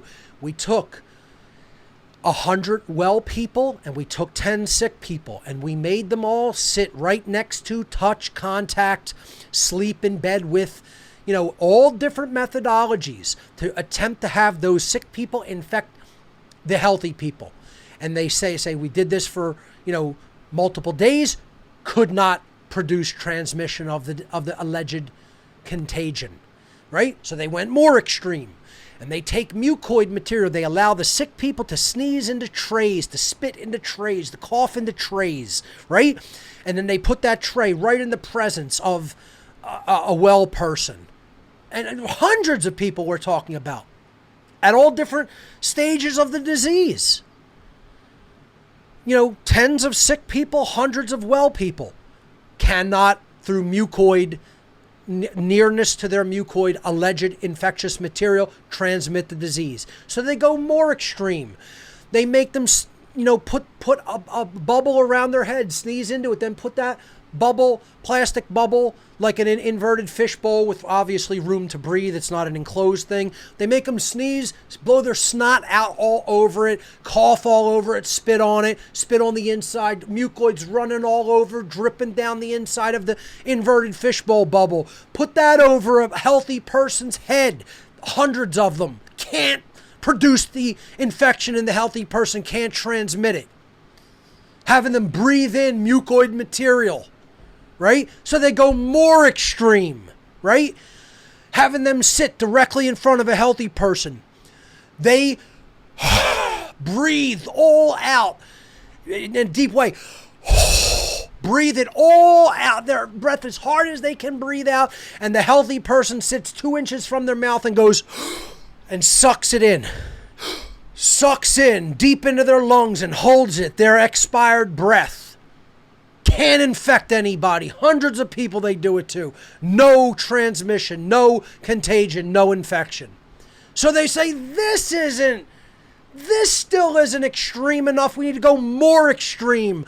We're going to have them collect all their mucoids, all these sick, violently ill people, collect all their mucoids, pull it up into syringes and inject it subcutaneously, inject all the mucoid material under the skin of healthy people. Still can't infect them and make it sick. And we believe in traditional virus transmission of disease and the traditional models of contagion. This is how dumb people are. Because they've never read any of the science. They've never read one page of the hundreds of thousands of pages of this very meticulously researched and experimented new field of virology and immunology. They haven't done 1 second of research. Don't even know that it exists, because the occultists in the mainstream media will never tell you that these fields of science exist. And then the dumb population walks around like they know something. They know exactly a bag of dog shit is what they know. And I'm not going to say it nice to people anymore. They don't know shit. And they think they know when they have an ill-informed opinion and have never read one piece of medical literature or scientific study from any journals or any scientific institutions that have done tons and tons and tons of experimentations to the contrary of the official narrative or model. And then you think you're informed, and you are not informed. So, that's why I get a little bit upset with people who think they know and want to go off on their high moral horse virtue signaling when they have exactly zero knowledge and they only have 100% ill-informed, ill-read opinion given to them by known liars. Okay? So, I even lost thread of the question, Kaylee. So, I kind of went off on a tangent there. The original question was, is mandatory mask wearing a test? And the answer is, it's a shit test. Okay? All it's there for is not to try to explain to people that this is going to make you healthier or prevent the so-called spread of this so-called contagion, which is actually a natural exosomal process of the body for toxin removal. That's all what we're calling viral diseases. Most viral diseases are, okay? But all it is a test of compliance and obedience. That's all it is, and it is part of the PSYOP for the occult controllers to gauge how well has our PSYOP disinformation and compliance narrative worked in society. How well is our social engineering, our socially engineered, perceived PSYOP agenda, how good, how well is it working, and how well is it spreading as the real virus amongst the dumb, ill-informed masses of the human population? That's all it's a test for. And let me tell you something, folks. They understand the actual numbers, as do I, as does anyone who is actually paying attention. It is the overwhelmingly vast majority of the human population that is buying it. I would say 95% or greater of the human population buys it lock, stock, and barrel, hook, line, and sinker in its entirety with absolute religious fervor. Absolute religious fervor. I would say 5% or less of human beings in the entire world know that something is even amiss or not right, or there is a agenda even afoot in any way. Okay? Most people don't even know that there's an ulterior agenda happening or a psychological operation happening, let alone understand the particulars of it, let alone understand the real science. Okay? So that's what I'm going to start to endeavor in future weeks to go deeper into and explain in more detail. And guess what? You Nazis in YouTube, you Nazis on Facebook, you're not liberals. You're not liberals. You're certainly not classical liberals like as am I. I'm a classical liberal and I'm a classical conservative. I'm not a neoliberal, Nazi, and communist, nor am I a neoconservative, Nazi, and communist. Because that's all you are. You're a hybrid totalitarian. You're a Nazi in some views and policies, and you're a communist in other views and policies because you're a totalitarian piece of fucking trash. A totalitarian piece of fucking trash. I'll say it right on the platform that I broadcast on. YouTube, you're a Nazi, communist, totalitarian piece of fucking trash. Go ahead and ban me and show them who you are, bitch. Same thing for Facebook. You'll never stop me from speaking and getting the information out there because I stand in righteousness and truth. And I will never back down. And that will provide all of the protection I ever require in this three-dimensional domain of space-time. Do your worst. Okay? And I am not afraid. Fear is not just the mind killer, it is the soul killer. And that's where most people are at, and I will never capitulate to fear. It is the force, as I said on show number 1, which shuts consciousness down and prevents it from evolving. No fear. Or if you even have any, move forward with right action in spite of it. And the universe will come to your assistance. Most people do not understand that principle and are not acting in that capacity. And that's why we're losing. Because we don't have that level of courage, even in the truth community. If everyone had my level of courage, and this is not an arrogant or egotistical statement, it is simply a true statement. If everyone had my level of courage, we would already be free. There would be no tyranny. We would be free now. The problem is we have not worked upon ourselves significantly enough to develop that level of required courage. And that's the problem. All right? So I hope that answers Kaylee's great question about masks. Thank you, Kaylee. Let's go to another email. Let's see. All right, my question for you is, masks have been mandated in my province in Quebec, Canada. I have not worn one and will not wear one in any context. I agree, and neither will I. People I love and care for are fearful and lack the courage to not comply. Exactly what I was just talking about, very synchronistic, that I would come to this email now. What do you recommend for these people? How can they become brave and bold and not comply to this psyop? Well, once again, what is the factor that eventually leads to courage? What do they lack psychologically that will lead to true courage? They lack true self-respect. Self-respect truly is the only thing that will ever inspire a person to not comply with evil. Why don't they have self-respect? Again, this is going low on the totem pole or the tree of evil. Okay? You need to look at my presentation, or you can go into my extended form of it, which is referred to as cosmic abandonment. This all goes down into areas of deep-seated psychological trauma brought about by bad parenting. These people ultimately had bad parenting and or were abandoned in some form or fashion by their parents. It does not mean that they had to be physically abandoned or left alone by their parents. They could have been psychologically abandoned, emotionally abandoned, mentally abandoned, not given any good information, morally abandoned. Okay? There are many different forms of abandonment. So, self-respect often comes from abandonment issues psychologically, which is very traumatic. Most people will never look at their abandonment issues from their bad parenting.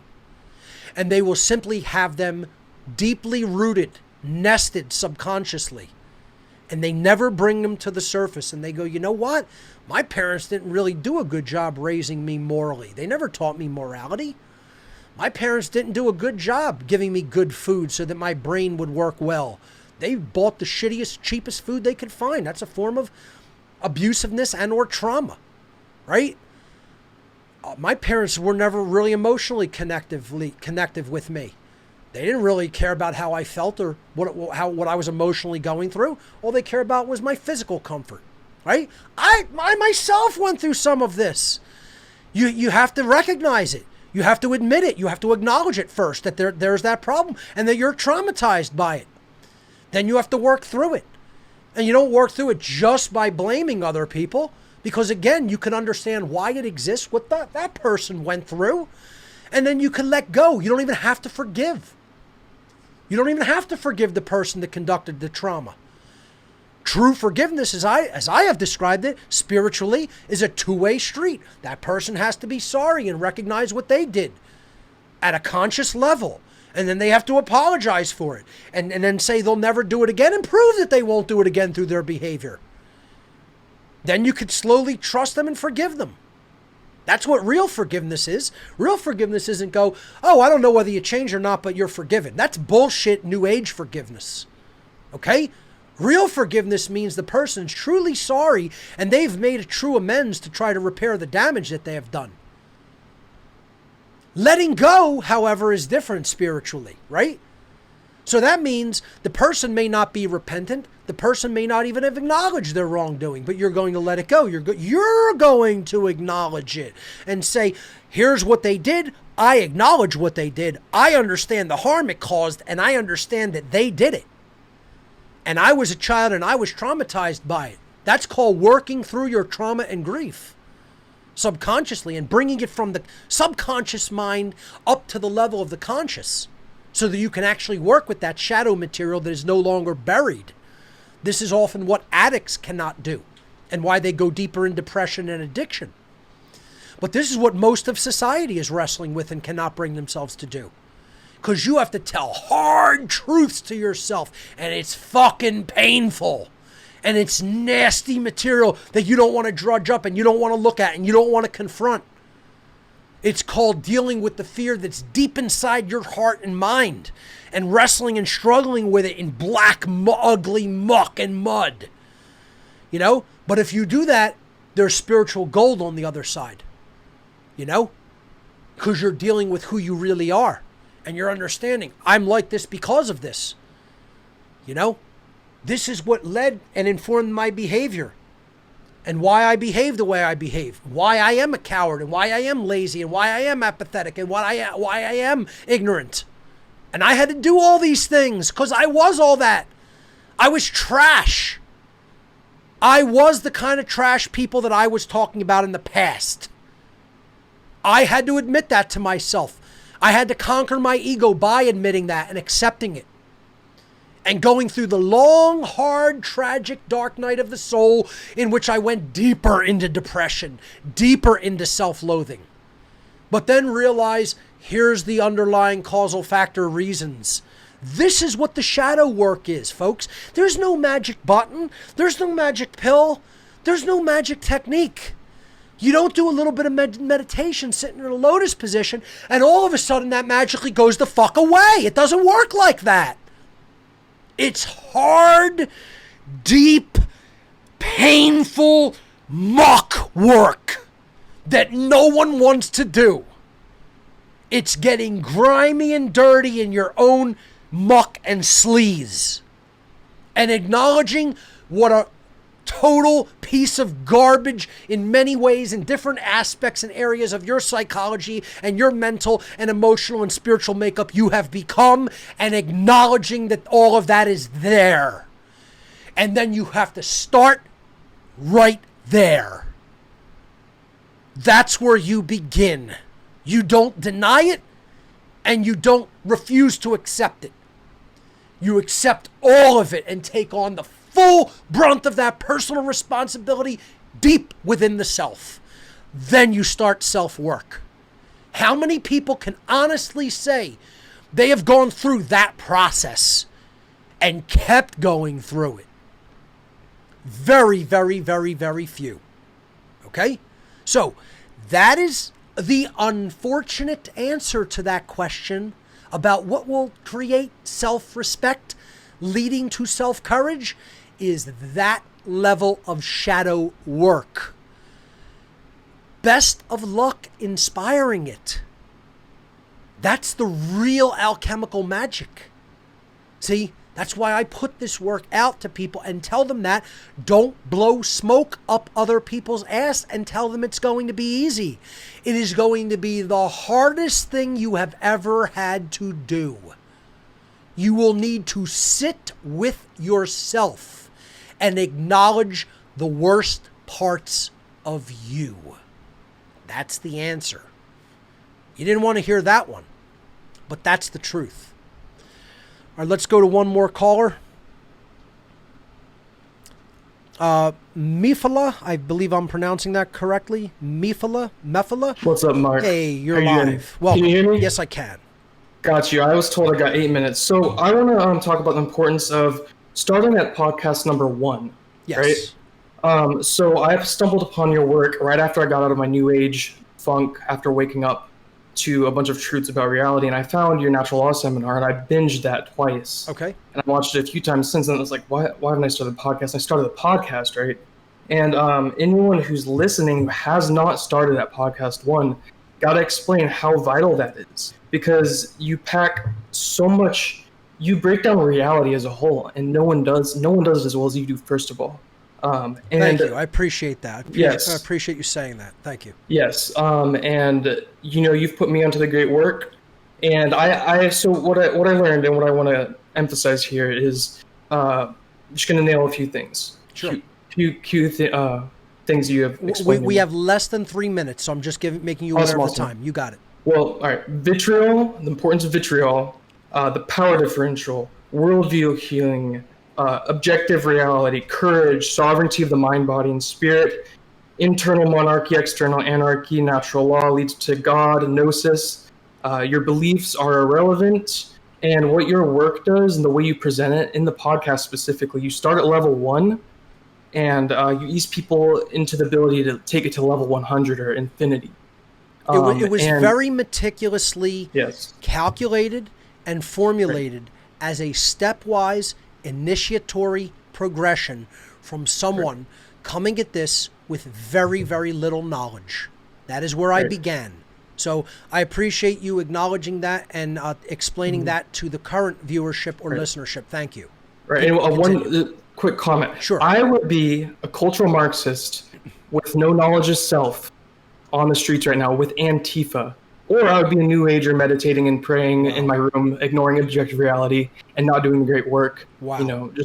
My friend, that is powerful. That's powerful for me to hear. And that gives me some hope and makes me feel a little bit good inside. So thank you. That's really powerful to hear. Yes, sir. Thank you. And if you want to hear more about my story and how you helped, I am Monad of Creation on Instagram. Hit me up. I noticed you're not on there a lot, but I would love to just let you know, you've put your mind, heart, and body into this, your soul, like your soul into this great work. And it's funny, people need to see the balance. So keep vitriol and love. You gotta have both. You gotta know how to do both. I so much blessings to you, that. Mark. Thank you. Like you literally saved so many people from imbalanced worldview, and appreciate you, brother. Thank you, brother. I really appreciate you saying that, and continue moving forward with your contribution to the great work. Great to hear. Ladies and gentlemen, that's all the time that we have on this edition of What on Earth is Happening. So I want to reiterate, please go back, watch all the podcasts in order at your own pace. That's where you'll get the maximum benefit. Incredible callers, as always, on this question and answer session. I think even the email, we're going to continue that as a practice here on What on Earth is Happening, and I'll try to cover these in future episodes. All the questions that people have, you can fire questions away to questions@whatonearthishappening.com. I think there'll probably be thousands of questions that'll pile up in that inbox for sure.